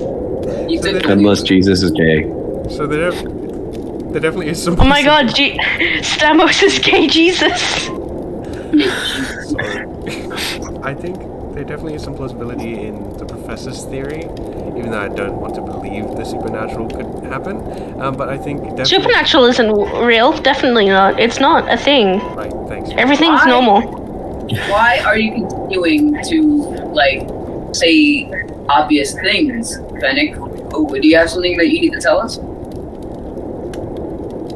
I don't see dead people. Okay, not suspicious at all. So, what do you guys recommend? I mean, we've already come from the theater already. I really hate this investigation to turn into like a wild goose chase, ripping and running and doing all these things. Right. So when we do go back to the theater, what exactly are we looking for? The knocker. The knocker. Yeah. I'll break the accent. The knocker. I think if it being away from the property is causing the problems, like the deaths, I think ideally we get it back to the property. But if it doesn't stop when we get it back here, then it's like. Then that will be the end of my theory. But if it is causing it, we will need to find a way to either exercise that like bring it to the head of the circle or anything or something like that, or we'll Smash it. We will most likely have to destroy it. Salt and burn, guys. Salt and burn. That's what you always do. How do you just Yeah. know how to? I don't. It's a common fact. No, it's no. Professor, you do this? And it's not from a very popular CW TV show. Out of character. I think. I'm out of the loop on this one. You don't know. Oh, you don't know Supernatural. How are you know. friends? Supernatural. Yeah, I've never seen it. I'm sitting here with Dean's amulet on. Fuck you. Oh my god. Alright, so you guys are making your way back to the theater then? Yes. Yep, in the cold. Yes. On the way, is there some kind of like butcher that he can go and get a goose from? And be like, look, we're on a look, now we're not on a wild goose chase. We've got the goose. A hot goose chase. I get it. Alright. Out by this goose. I'm just gonna snack Not on the gonna way. Oh my god, just snacking on a fucking goose. Just like, Alright, so Goose meat. as you guys are making your way back Downtown? to as you guys are making your way back to the theater house, you notice that as of right now it is cleared out in front. There are no constables, there are no OUP agents. Nobody is there whatsoever. Oh, not even the guy that has the nose of his mother and the eyes of his father. Nope. Damage on the impact. There's total we spent just about this repairs. Todd is not here. Fuck Todd. Or at the very least, he's not out front.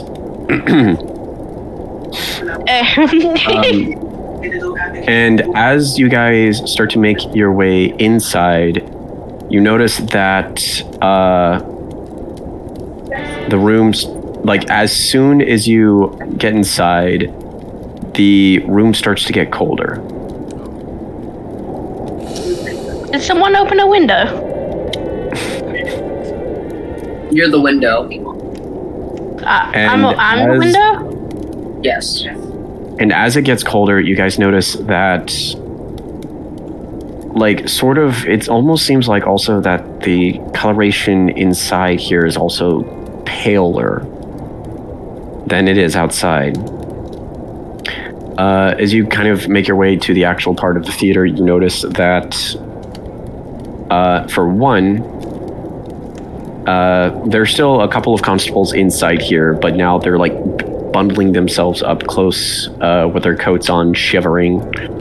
You see the actors also are on stage as if rehearsing and like trying to rehearse for the matinee that they're going to be performing later on this day. And you see that as they're rehearsing, they're also cold. You can see one of them is starting to complain about the temperature, and you can see the director looking at it going and is like, all right, everyone, all right. I understand that it's a little chilly out in here right now. I don't understand what's going on, but I can assure you we're trying to get it fixed. We just need to continue rehearsing for now up until the matinee. So everyone just get back to your places and we'll start... why don't we start with the Scrooge and Marley scene, all right? Places for that. You see everyone starts to clear the stage except for those who are meant to be on stage. The director turns over, sees the three of you, and is like, oh, can I help you? Hi, firstly, I would like to, say, are you all okay? How long have you guys just been here in this cold place? Oh, not that long, honestly. It was a little chilly at first this morning, but it didn't really start getting colder until maybe 10, 15 minutes ago. I've tried sending someone down to figure out what's going on with that damn boiler room, but we haven't heard back from anyone yet, and I just assume they're slacking off, as it happens once or twice. But if you excuse me, I have a show to try and get back. Don't worry, but wait, before you leave,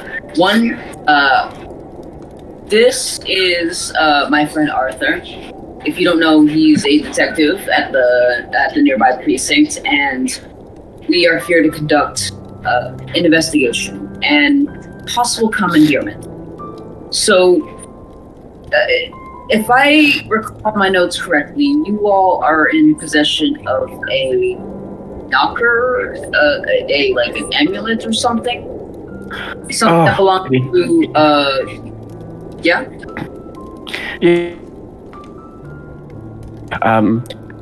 That should be over at our props table right now, and actually we should have,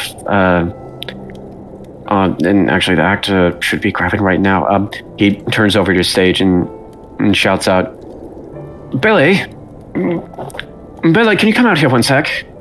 You hear after a little bit of scuffling, you see this man coming out, younger man coming out in costume, bits of chains, fake chains and like shackles clasped around, is like, yeah, what's going on? Billy, do you know where the knocker is? The one that Mr. Marley donated to us? Oh yeah, I was just about to grab that now. It was actually needing to dig around a little bit. It wasn't over on the table.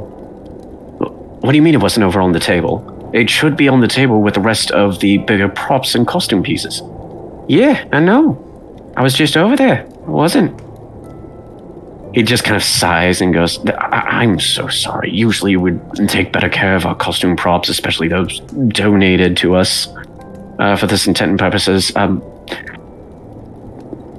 I'll see if maybe Mr. Marley has it. it could be possible that he might be wanting to take it back after this whole ordeal, and honestly, I wouldn't blame him too much. Okay, well, if you do find it, I will have you know that, Detective, would you like to say the words? Just, for confirmation. Yes.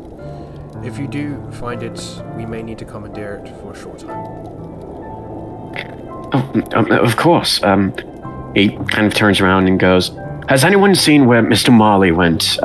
Perhaps he may know where the knocker is." You hear like a couple of like the actors on stage kind of mutter around, he was here a second ago. I don't know where he went.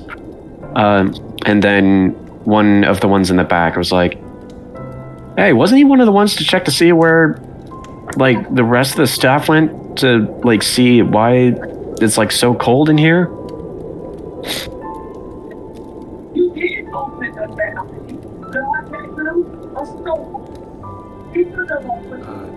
Did we see any of the actors? Did we see an actor that mentioned that description? Matches the description of like the person that they just mentioned, or like the description of like the actor who said that? Yeah, the actor who complained about the cold. That you can see looks to be one of the ones dressed as one of the Christmas ghosts. Costume is like partly put on right now, but best guess is either maybe Christmas past or Christmas future. You're not entirely sure.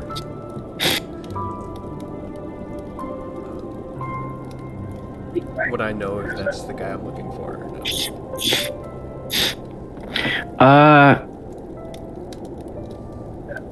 For like what? For knowing where the knocker is, or? I guess, because we're looking for the Marley guy, right? So I guess... Yeah. No, this does not look to be, this doesn't look to be Jackson Marley. The guy he was talking about, the one that went down to check on the others, that might have been Jackson Marley. Fair enough. While this was all happening, Phoenix kind of like snuck off. All right, where's okay, first off, where is Fennec trying to sneak off to? He's kind of like trying to go backstage to like where the props should be and kind of do a little, not totally normal medium stuff that he's not a medium, he's just nuts. But his brain knows things somehow. All right, you know what? Give me. So like you're just trying to avoid. So you're trying to like avoid like the members of like the theater staff and the cast and whatnot as you're doing this. Yeah, because he's assuming he's not allowed back. All right, give me a hide roll. Just got this. Hey, and I'm gonna burn a drive. Yes. All right. And it is gilded, so. Okay. 5. Okay, 5, make success. You make your way over to the backstage. You think that a couple of the people may have saw you, but it doesn't look like they're really stopping you, so you just kind of keep on going. Well, I mean, look how he's dressed. They'll probably assume he's part of it. Yeah, right. You do look like you could be one of the Christmas ghosts or like an understudy. Yeah, you make your way over to the backstage and try and make your way around, trying to figure out where the props area might be. I'm gonna say go ahead and give me a survey roll as well. Let's go, Lou. Okay. 5. Hey. 5.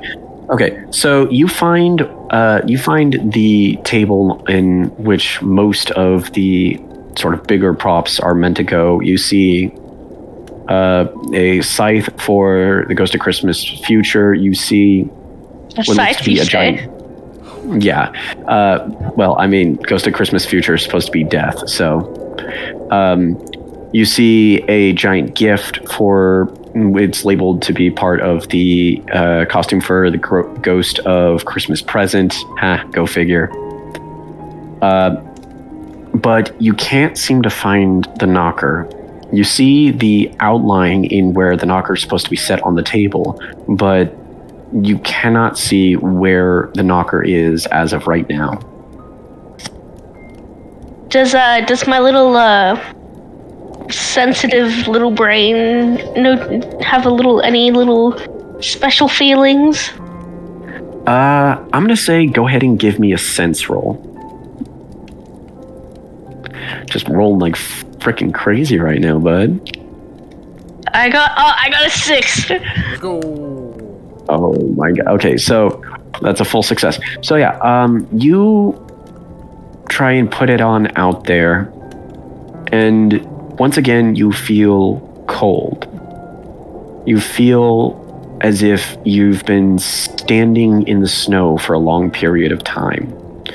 You feel pretty much how the room is actually showing around the theater. You feel in like a certain direction it's starting to get a little bit stronger, but where you are right now, you can definitely feel that whatever this is, it's definitely a symbol of the cold harshness of winter. And because of that, and you know what, because of that, you know what, no, you rolled a 6. I'm not going to make you take a mark. So or at least not a bleed mark, as Fennec is feeling this, what is sort of his mental reaction to sort of the connection that he's making right now? He's kind of just like very confused, but also like it starting to make a little sense, but he's also very confused because he's like, okay, maybe I am nuts, but not just a different kind of nuts. Right. As you are sort of feeling this, and like I said, where you are right now, you can tell that there is a certain direction where the feeling is stronger, and it's not where you're at right now. Me go wander towards that area then? Yeah, you start to wander. You make your way back over to the hallway. You make your way a little further down. And you make your way over to sort of a door that's kind of marked furnace/heating. And right where it's at right here, you can tell what's beyond this door is by far the strongest point of where this feeling is. He's gonna immediately run away. he's gonna run back to the professor and the and the detective and be like, You okay? Yeah. Cutting back I found a thing. Yeah, cutting back to you two. You two realize that Fennec just often disappeared for a hot moment and is now coming out of the doorway that's leading to the hall down below near the stage. What? Professor, you muted.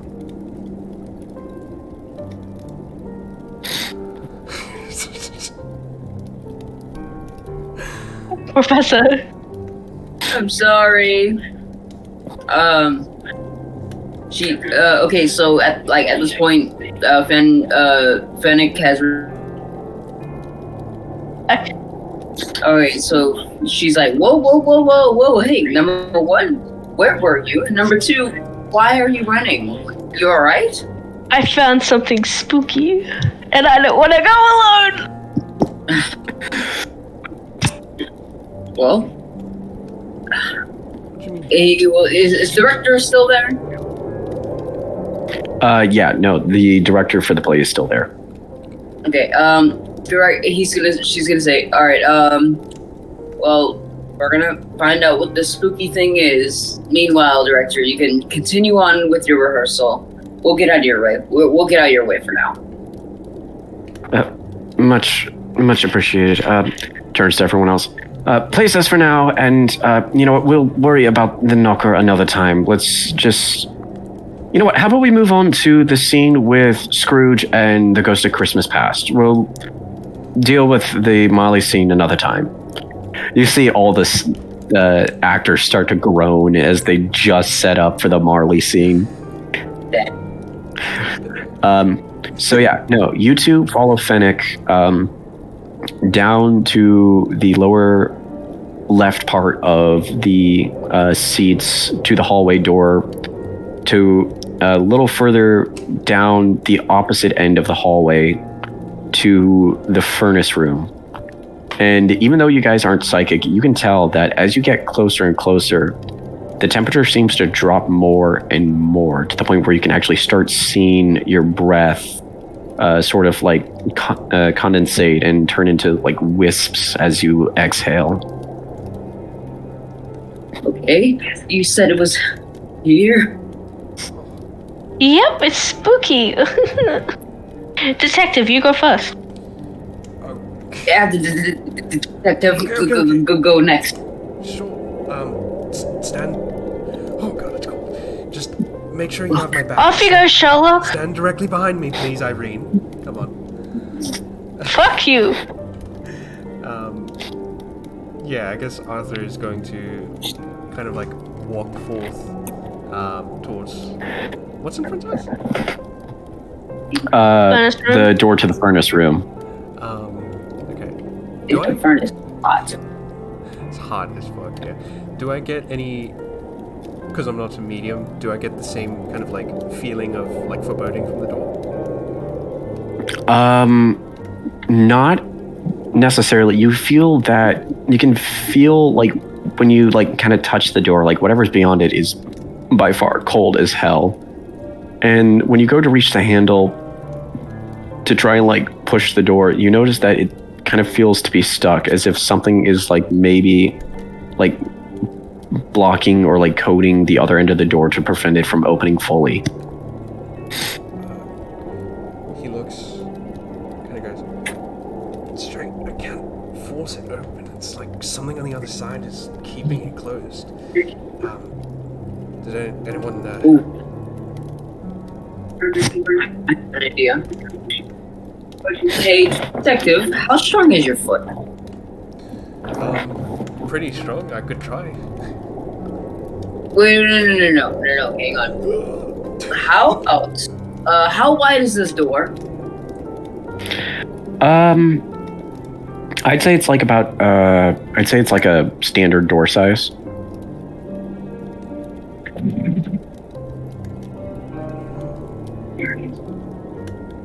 Okay. What if all three of us ran at it? Alright. What? Okay, so, I'm gonna look at the detective and I'm gonna say, alright, Arthur, on 3, you wanna kick the door down as 1? We're probably gonna need 2 of us, so what do you say we give it a whirl? I like how Finnick isn't even included in trying to kick something down.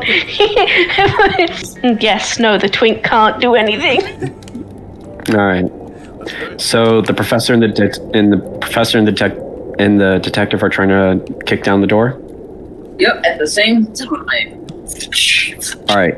I need both of you to make me a strike roll.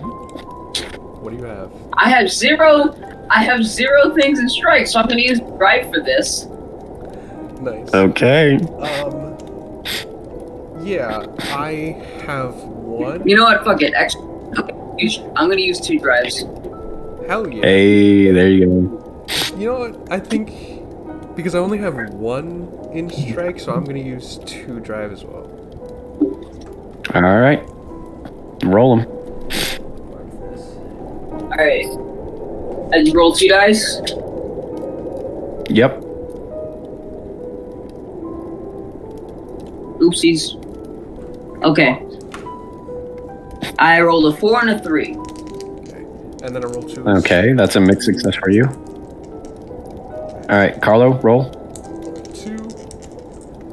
Fails. Gets a nat 1. Oh, my highest is a 4. Okay, mixed success for the both of you. So you both kick down the door. Boom. The door bursts open, slams all the way shut. You see sort of bits of what actually looks to be ice start to kind of fling around, and some of it actually kind of ends up getting in your eyes, kind of slightly blinding the both of you for a bit. I need the both of you to take a body mark. Yeah. So, you visibly see that Veronica's eyes have kind of, because she had a little bit of shard of ice.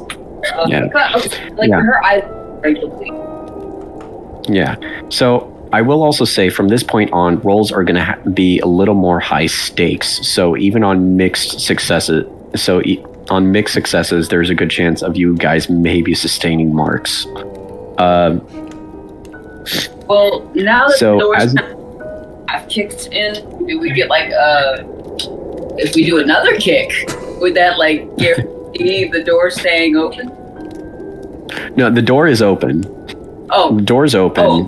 We're good. It's just the release of the door. The door was covered by a bit of a sheet of ice, and that's what was causing it to stay closed. And when you guys kicked down the door, bits of ice that were keeping it closed just kind of started flinging everywhere and got into your guys' eyes, which is why you guys both took a body mark.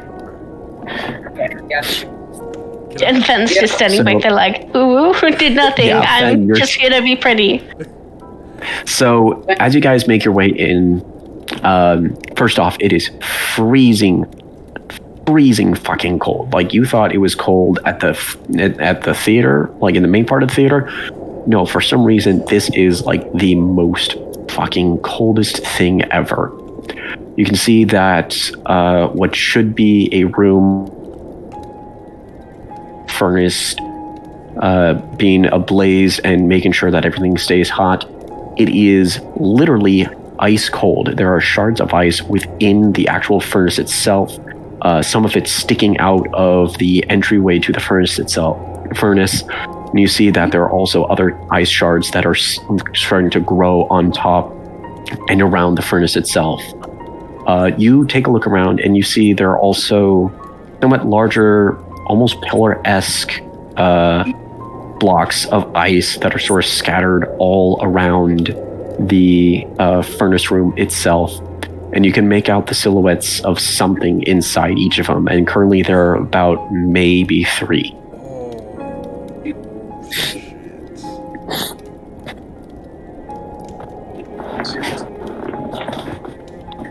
Okay, can you know what I want to do? Little sense. Yeah, give me another sense roll.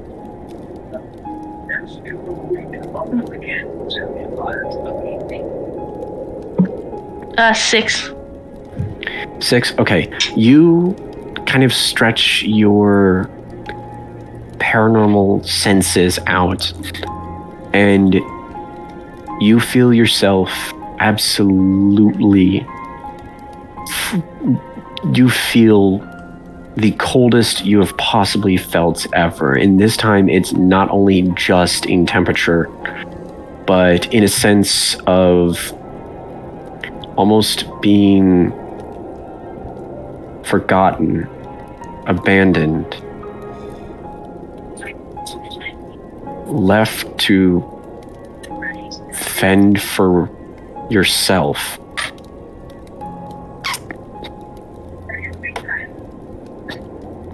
Oh god, this is gross feeling.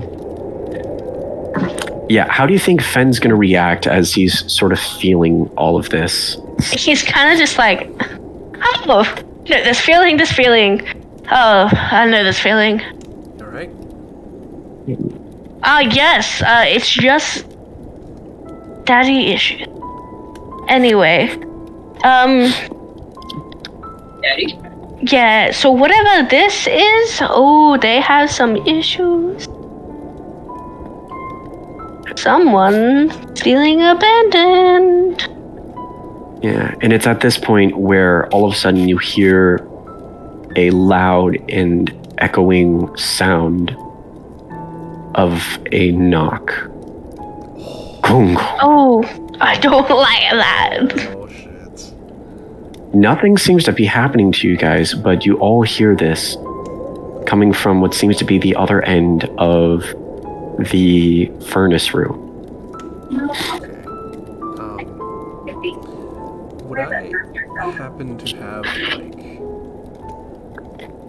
You're totally allowed to say no to this, but would I happen to have, like, a flashlight as a detective?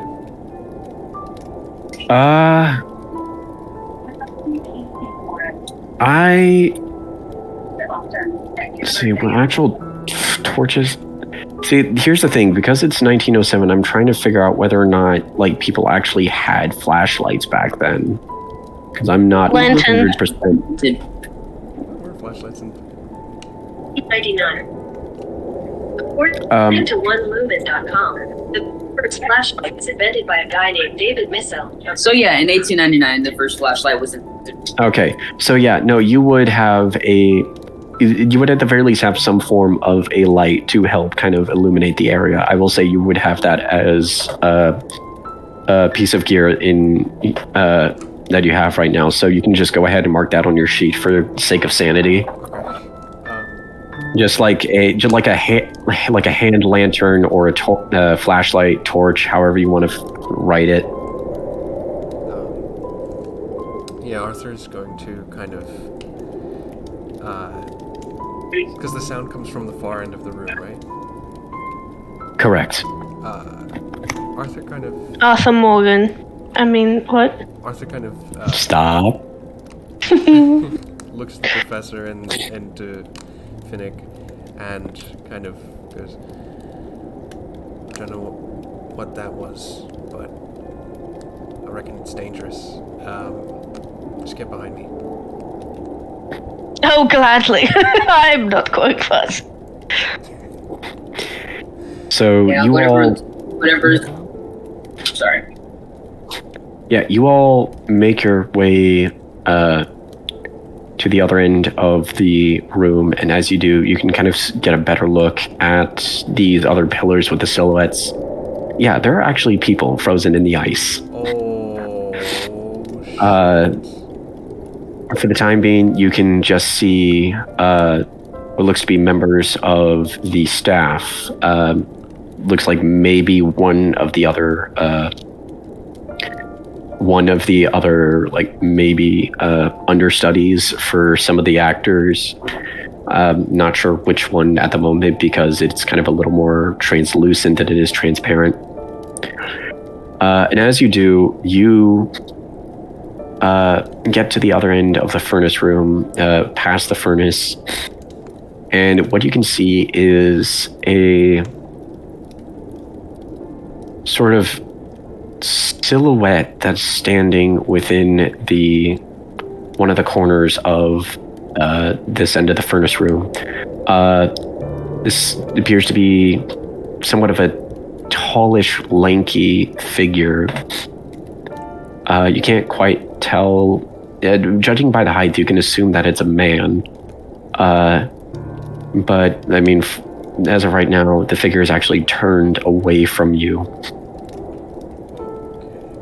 Yep, it's just like that witch from Left 4 Dead. If you go near it, it's gonna attack your ass. So, I have an idea. Let's leave. All right, what do you got? Go. She has a pen. Stick with me. What if she takes the pen and she throws it at... Before she does that, No, she's not gonna can Finney just see if he recognizes any of the faces from his first vision? I'm gonna say give me a focus roll for that. This is like Oh god. if us as people. Okay, I'm gonna do a drive for that. Think of us 4. and like, yeah. 4. You're taking a look at these, and no, it doesn't look like any. It doesn't look like any of these are members of the Candela Circle that were investigating Jackson Marley beforehand. Looks like, judging from your vision, you can assume that the only members that were actually of the circle that actually came to investigate are the ones that are already dead, and were the ones that first were dead here at the theater house. Right, okay. Go ahead. All right, so Angel, you want to throw a pen at this figure, correct? No, I do not. No, I don't. No, I don't. I was messing. Cancel. What I do want to do, though, is, she... Oh, man, if it is what I think it is, she wants to call out to it. She wants to say its name. All right. Well, okay, you're gonna have to, refresh me. What was the name of the ancestor to, not really ancestor, but I guess the predecessor to our boy in question? Okay, so the one that Dixon. So the late uncle in question, that was related to Jackson Marley, was Jacob Marley. Okay, and she's gonna say Jacob Marley. Is that you?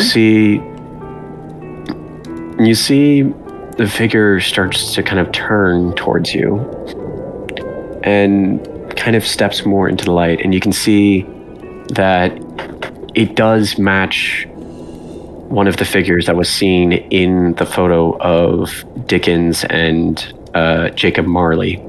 Now, because you two rolled very poorly, you guys don't know which one's which, but you can safely assume, you guys can assume that this one is in fact Jacob Marley. And he just kind of turns and stares at you, Veronica. And you can see as he kind of makes his way into the light, or what limited light there is, his form kind of shimmers and is almost wisp-like and whimsical, spectral in nature, despite the fact that you can still see him, albeit he looks very, very ill color. He looks blue. He looks stiff. His lips are dark, almost black.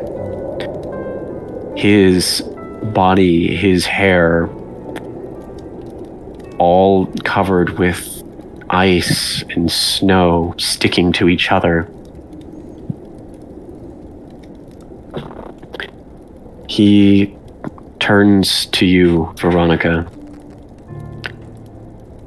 and he just kind of, in this almost eerie, echoing voice, "He left me."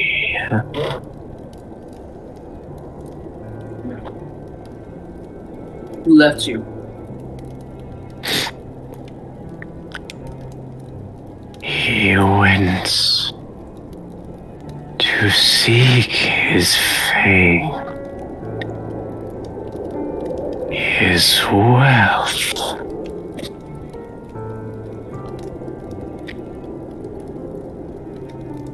You mean Charles?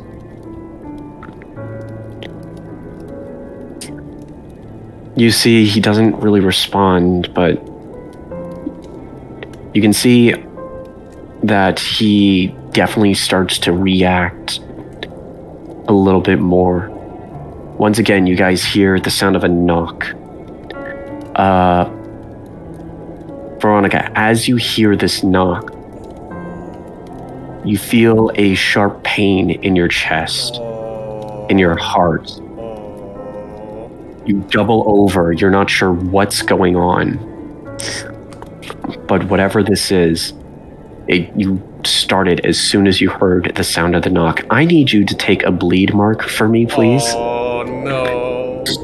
Okay. We're indeed. Is there So she doubles over, right? Yes. Finnick runs to her because like his like friend, and is he able to like sense what's causing it through medium stuff? He do a medium thing between him, like look at the figure and be like, is the figure causing it, or is the figure just here? Unfortunately, your let them in ability only works when you take a bleed mark. It does I'm not doing the let them in thing. All right, it's just it's a separate thing. Like, is he able to like sense it? About the figure, not about friend. I'm gonna say give me a focus roll. Okay.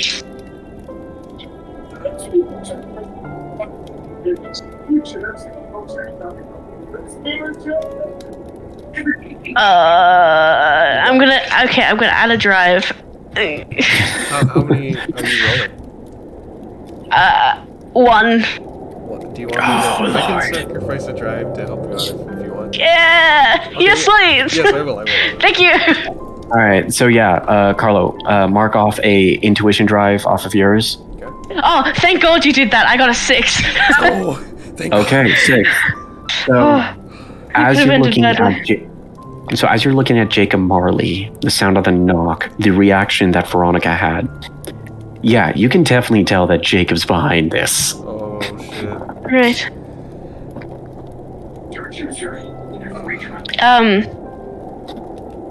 Oh, Finnick being so very un-Finnick like look, makes direct eye contact with Jacob and is like, okay, I see you're the one that's causing this. Yes, but she's done nothing wrong. She's actually a lovely lady, and I am sure I can help you more than killing these people could. Give me a sway roll. I have 2 in sway. Okay. Come on. I'm a charisma person. Come on. Let's go. Come on. 6. Let's go. I got a 6 and a 2. So Marley turns to you, Fennec. He doesn't look at you with any disdain or anger, but almost with confusion. Veronica, as this happens, you feel the pain in your chest kind of slowly start to die down until it dissipates completely. Marley continues to make his way forward, and he goes, "When we were younger, we were the best of friends. And when he started to earn more with his wealth, his stories, he became more distant. Till eventually, he refused to see me as a friend he once had." Right, now I get the sense of betrayal. That's horrible. But why take it out on these innocent people? Like, yeah, by killing them, you're making them abandon their people. You're just making them abandon their friends. Because now their friends are all alone. They are the conglomerate of the results of what his bastardized wealth had become, using my face, my name, in such... I cannot forgive him, nor any who bear to see it in such revelry. You know why he used your name, right? so that you would get part of the profits, so your family would get money. That's why is it nephew? Nephew. Yeah, why your nephew lives in such a comfortable life now. He may have grown distant, but he still cared enough to do this. So you would get profits. Your entire family would be taken care of. Too little. Too late. And he moves his arms. I need you all to make a move roll real quick here. Oh, shit. I have a move. I have a point and move. Oh no! I got a 1! No. Oh no! Alright, so Fennec's got a 1. Should I think I can help Finnick, but I kind of want to... In this case, because it's affecting all of you guys, if you try and assist one and they get a better roll, you will end up taking more of the brunt of the damage. I got a 6. Okay. Yeah, well, you're welcome. You'd be dead without Fennec. I'm gonna risk it for the biscuit. Yeah. I'm gonna risk it for Finnick. I guess is the better. No, thank you. All right. So burn a nerve drive, Carlo. Okay. And Lou, you can roll one more die. Dude, please. To try and save your ass. Please. 4. Okay, that's a mixed success. Carlo, what about you? Okay, I still roll. Got it. Yeah, you still have to roll. This is facing everyone. I was just making sure.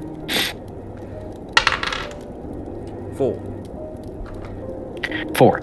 Okay, so, Veronica, you see that Marley is about to do something, and you immediately get out of the way for cover.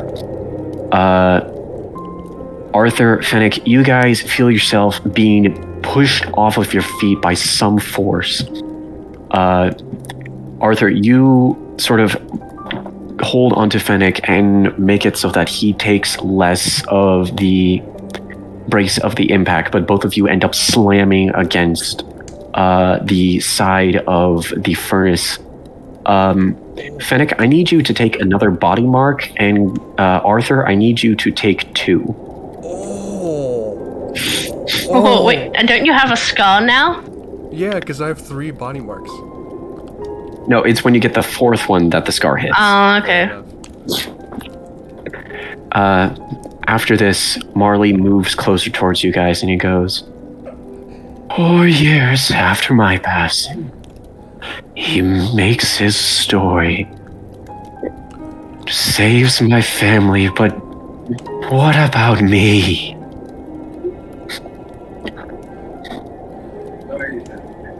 See, he cared for you. When you passed, he wanted to make sure that your family was okay. He wanted to make sure that every single one of your people, every single generation after you, they would be set up for life.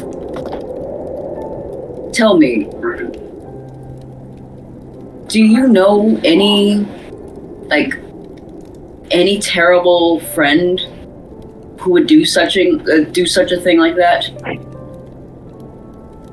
I get that he went distant on you, and I get that he pretty much. I get that he went distant, but you have to understand, he did care for you. He cared for you enough that he set your entire. Then he cut out. That play, that performance is on. Every single time that performance is put on, you and your entire line were getting credited for it. Now he could have taken your name and your face, and he could have just taken it and.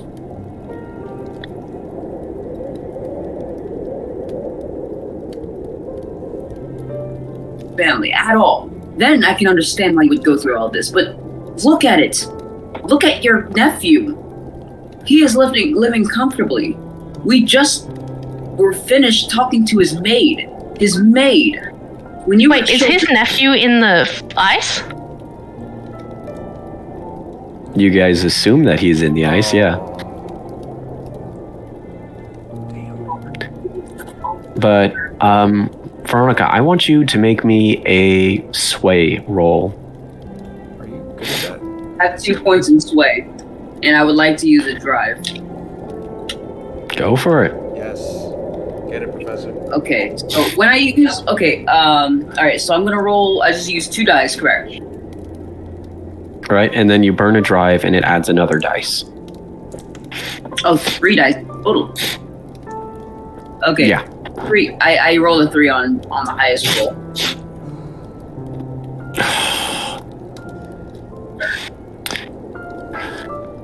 You see that as much of the meanings of your words are trying to get through to Marley, something about it is not 100% sinking in. And all of a sudden you hear yet another knock. Gong, gong, gong. Veronica, once again, you double over in pain in your heart. This time to the point where it actually takes you to the ground. Go ahead and take another bleed mark for me, if you could. God damn it. Okay. So, okay. She's gonna try to get these last few... She's gonna get these last few words out of her system. While she's on the ground, she's gonna just point at the crystals and point at the people trapped in those crystals. Look who's over there. Look.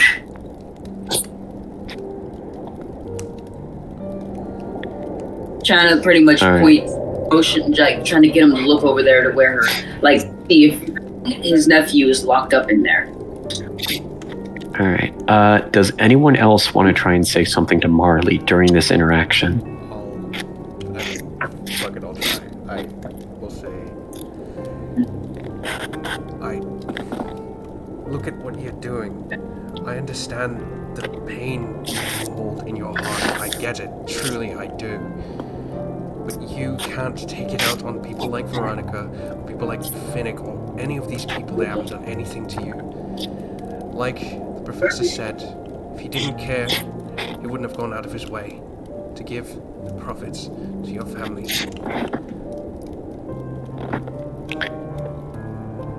Finnick, are you going to add anything onto this? Yeah. He's like, also, your fucking nephew is in one of those damn crystals. So both of us are pointing at that location, one of those, to those ice crystals. Okay, here's what I'm going to say.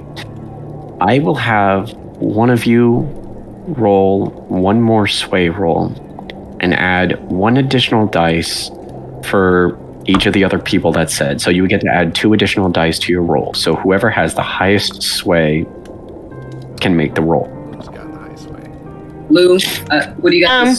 What sway you got? I've got two sway. Okay. I have 2 sway too. How many drives do you have? I have 2 drives left in that. And Arthur? I have 0 sway, so it's not me.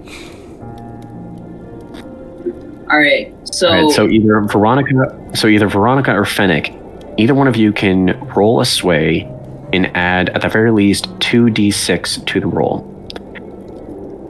Would you like to roll it, or would I like to roll it? Which one would you... I don't know. It's up to you. Okay, let's... Well, here. You started the thing, so you get to choose if you wanted to or not. I will do it. But I want to add...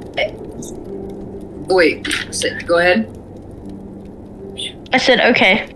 Okay. Alright, When I do it, I want to add all 3 of my drives onto this roll. I want this to be... I will say you can burn only 2 of them because you can only roll a max of 6 dice total for this game. That is an actual rule set. Okay, gotcha. Alright, so I want to burn both. So you got your 2 normal They know dice. the kind of people that play this game. And they're like, no. So roll your normal 2d6 plus the 2 I'm giving for free because of your support with Arthur and with Fennec, and the other 2d6 for the 2 drive you're burning. Okay, so here, I'll actually show this one on camera while I do it. Come on, let's go. All right. And I will say, if you get multiple 6s, it is considered a critical success. There is What a do we 6 got? in 6 there. in there. So we got Okay. a 5, a 1, 2, 6, 5. Okay, we got at least 1 6. You see Marley's face begin to soften. And sort of realize, in sort of that sort of epiphanic realization moment. He goes over to one of the pillars of ice, this one actually a little bit closer to the door, wipes the surface of it, and you do see the face of what you can assume is Jackson Marley, because he's a little more finely dressed than the rest of the people in here, and plus has a bit of a resemblance to Jacob. After staring at his nephew's face, he turns to the furnace, all covered in spikes of ice. And you watch as the one in the sort of entryway of the furnace sort of starts to crumble and melt and open up. And there inside you see the knocker.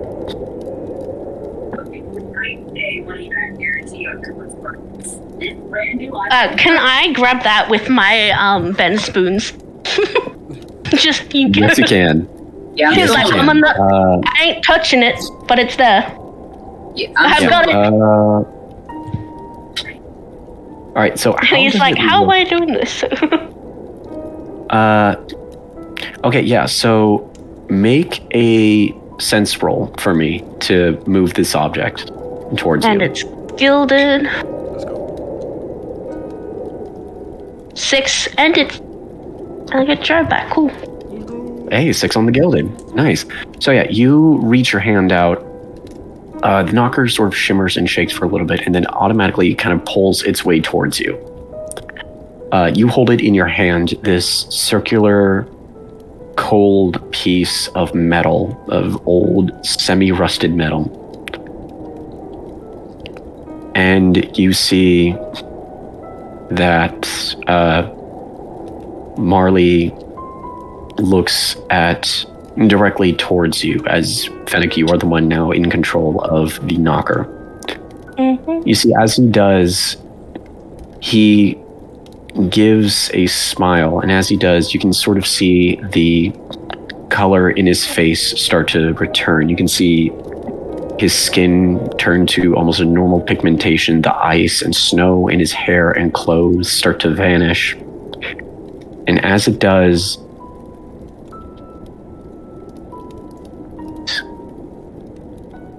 and the wisps that remain from his, for lack of a better word, spiritualistic unraveling make its way over to the knocker, which begins to glow for a little bit and then returns to looking like a normal knocker.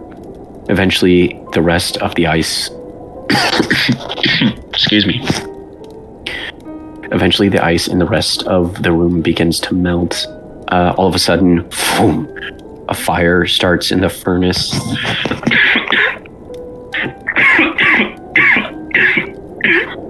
Okay. Yeah. Throat's a little dry. And all the people that were frozen begin to thaw and return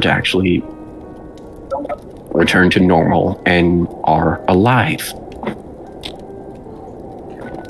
Including Jackson Marley, who is standing there at the end, on the other side of the door frame, looking around, is like, what just happened? Normal stuff. Kind of open the door to me. Whilst he's standing there with a knocker floating behind him, like, normal! Yeah, are they, Yeah, are you And trying to I'm hide? Are you trying to like pocket or hide the knocker as this is going on, Fennec?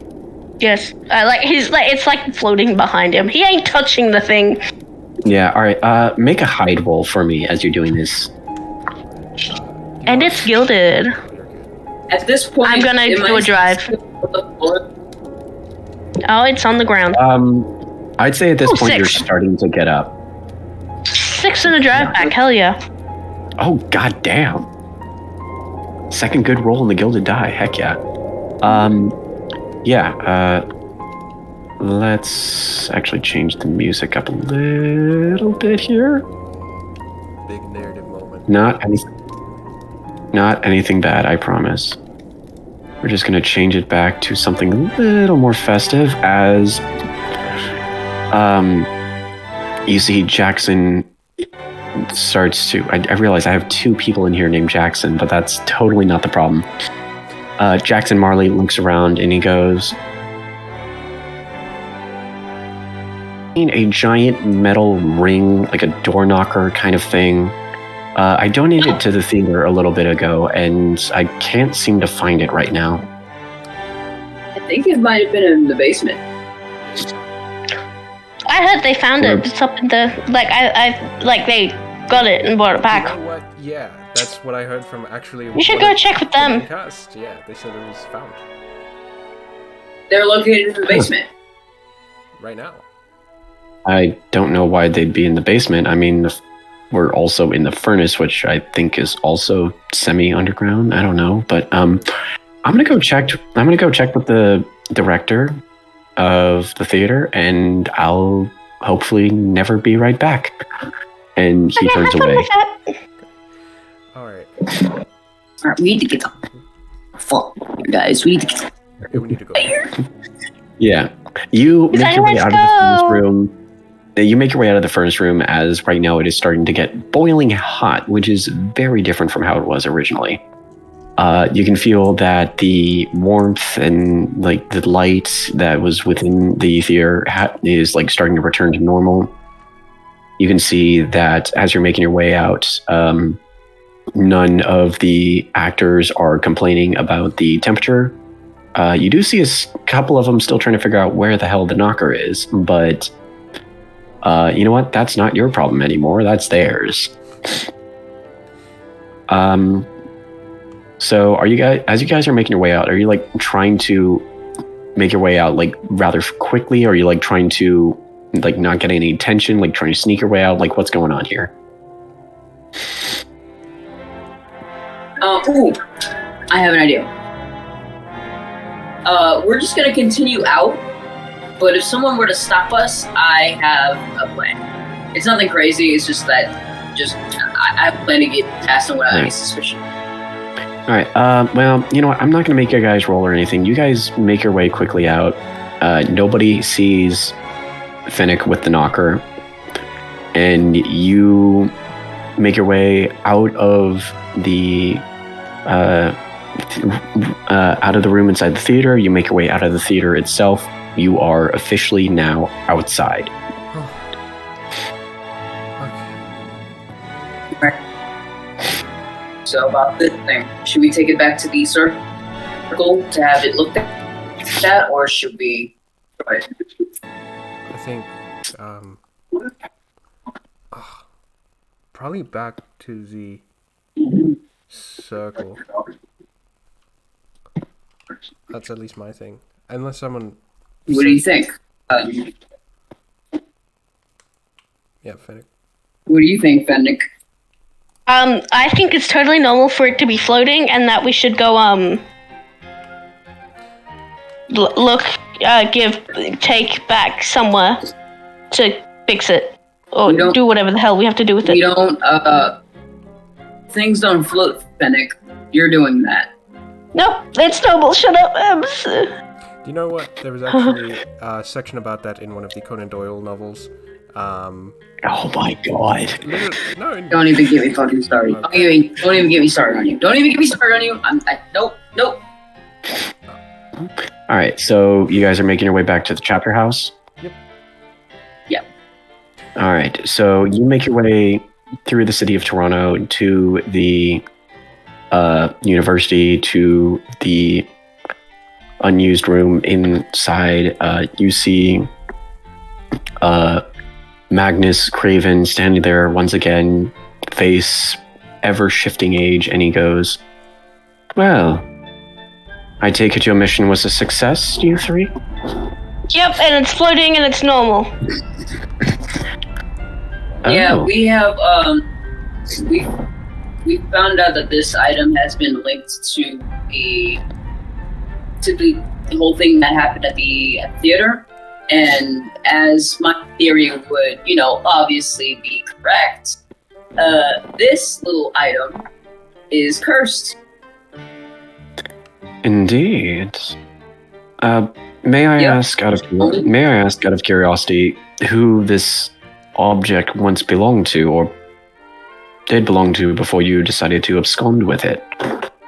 Charles Dickens' homeboy. Jacob.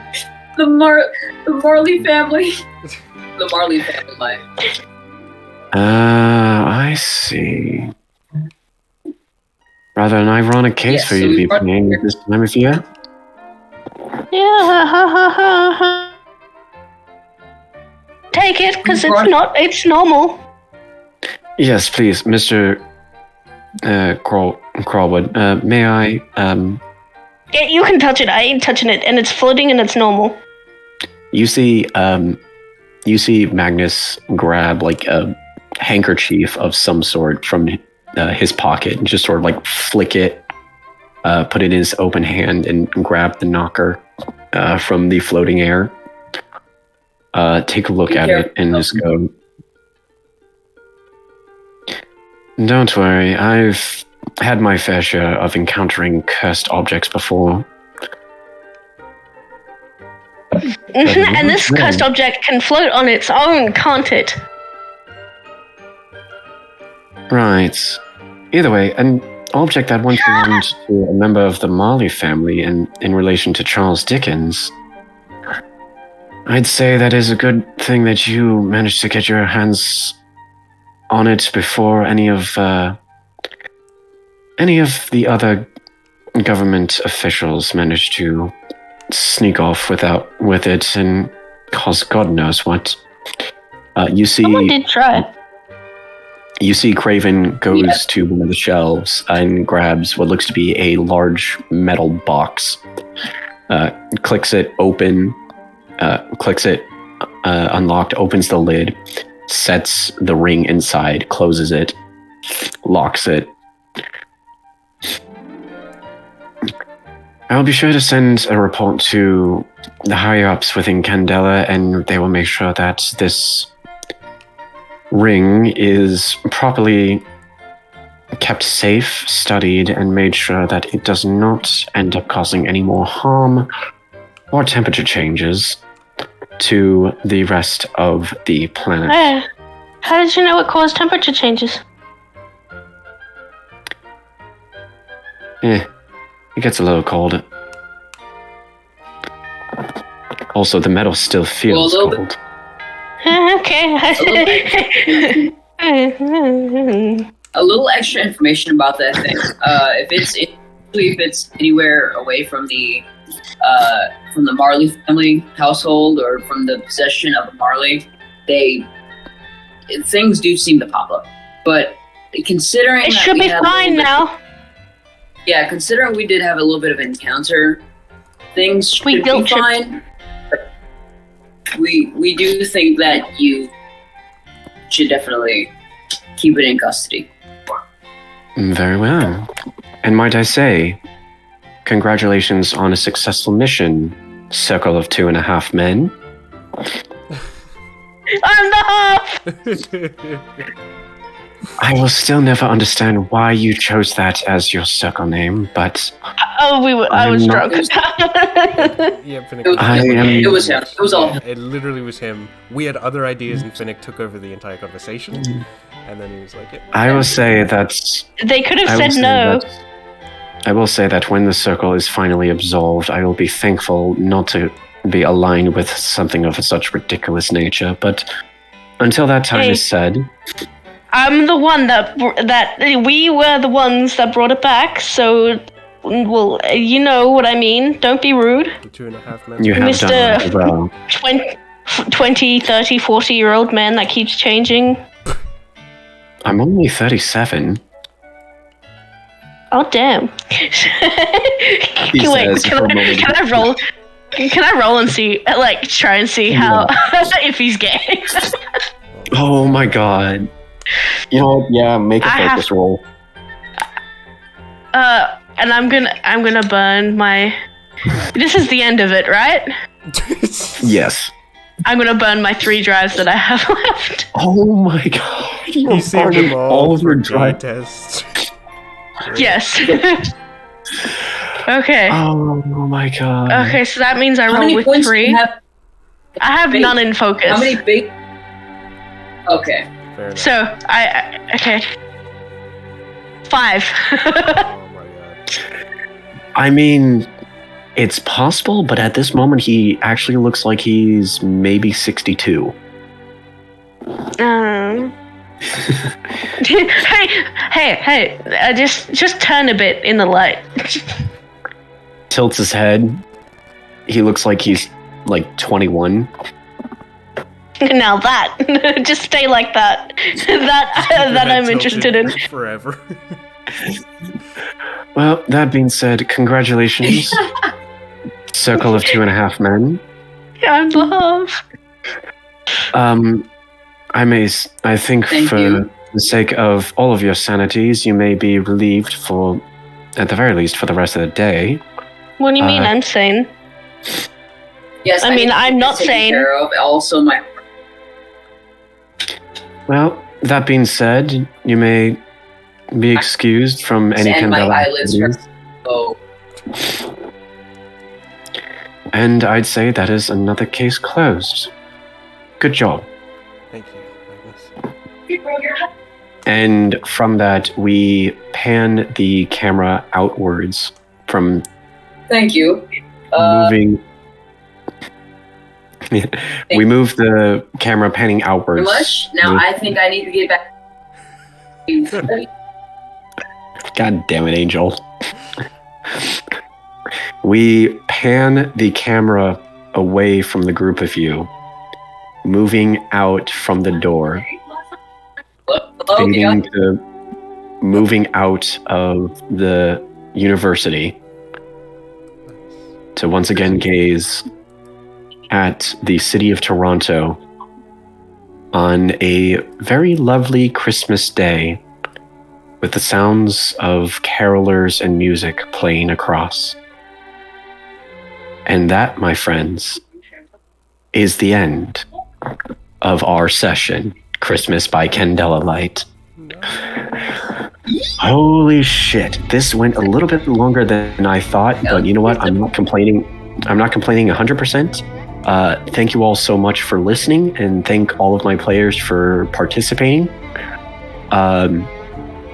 If we're lucky, we may or may not use Candela for one-shots in the future. Who knows? But until then, like I said before, we are taking the next 2 weeks off because holidays, and we will catch the rest of you on January, and I will be sure to keep you updated on that for our next campaign. So until then, stay safe, investigators, and have a happy holidays. After a while,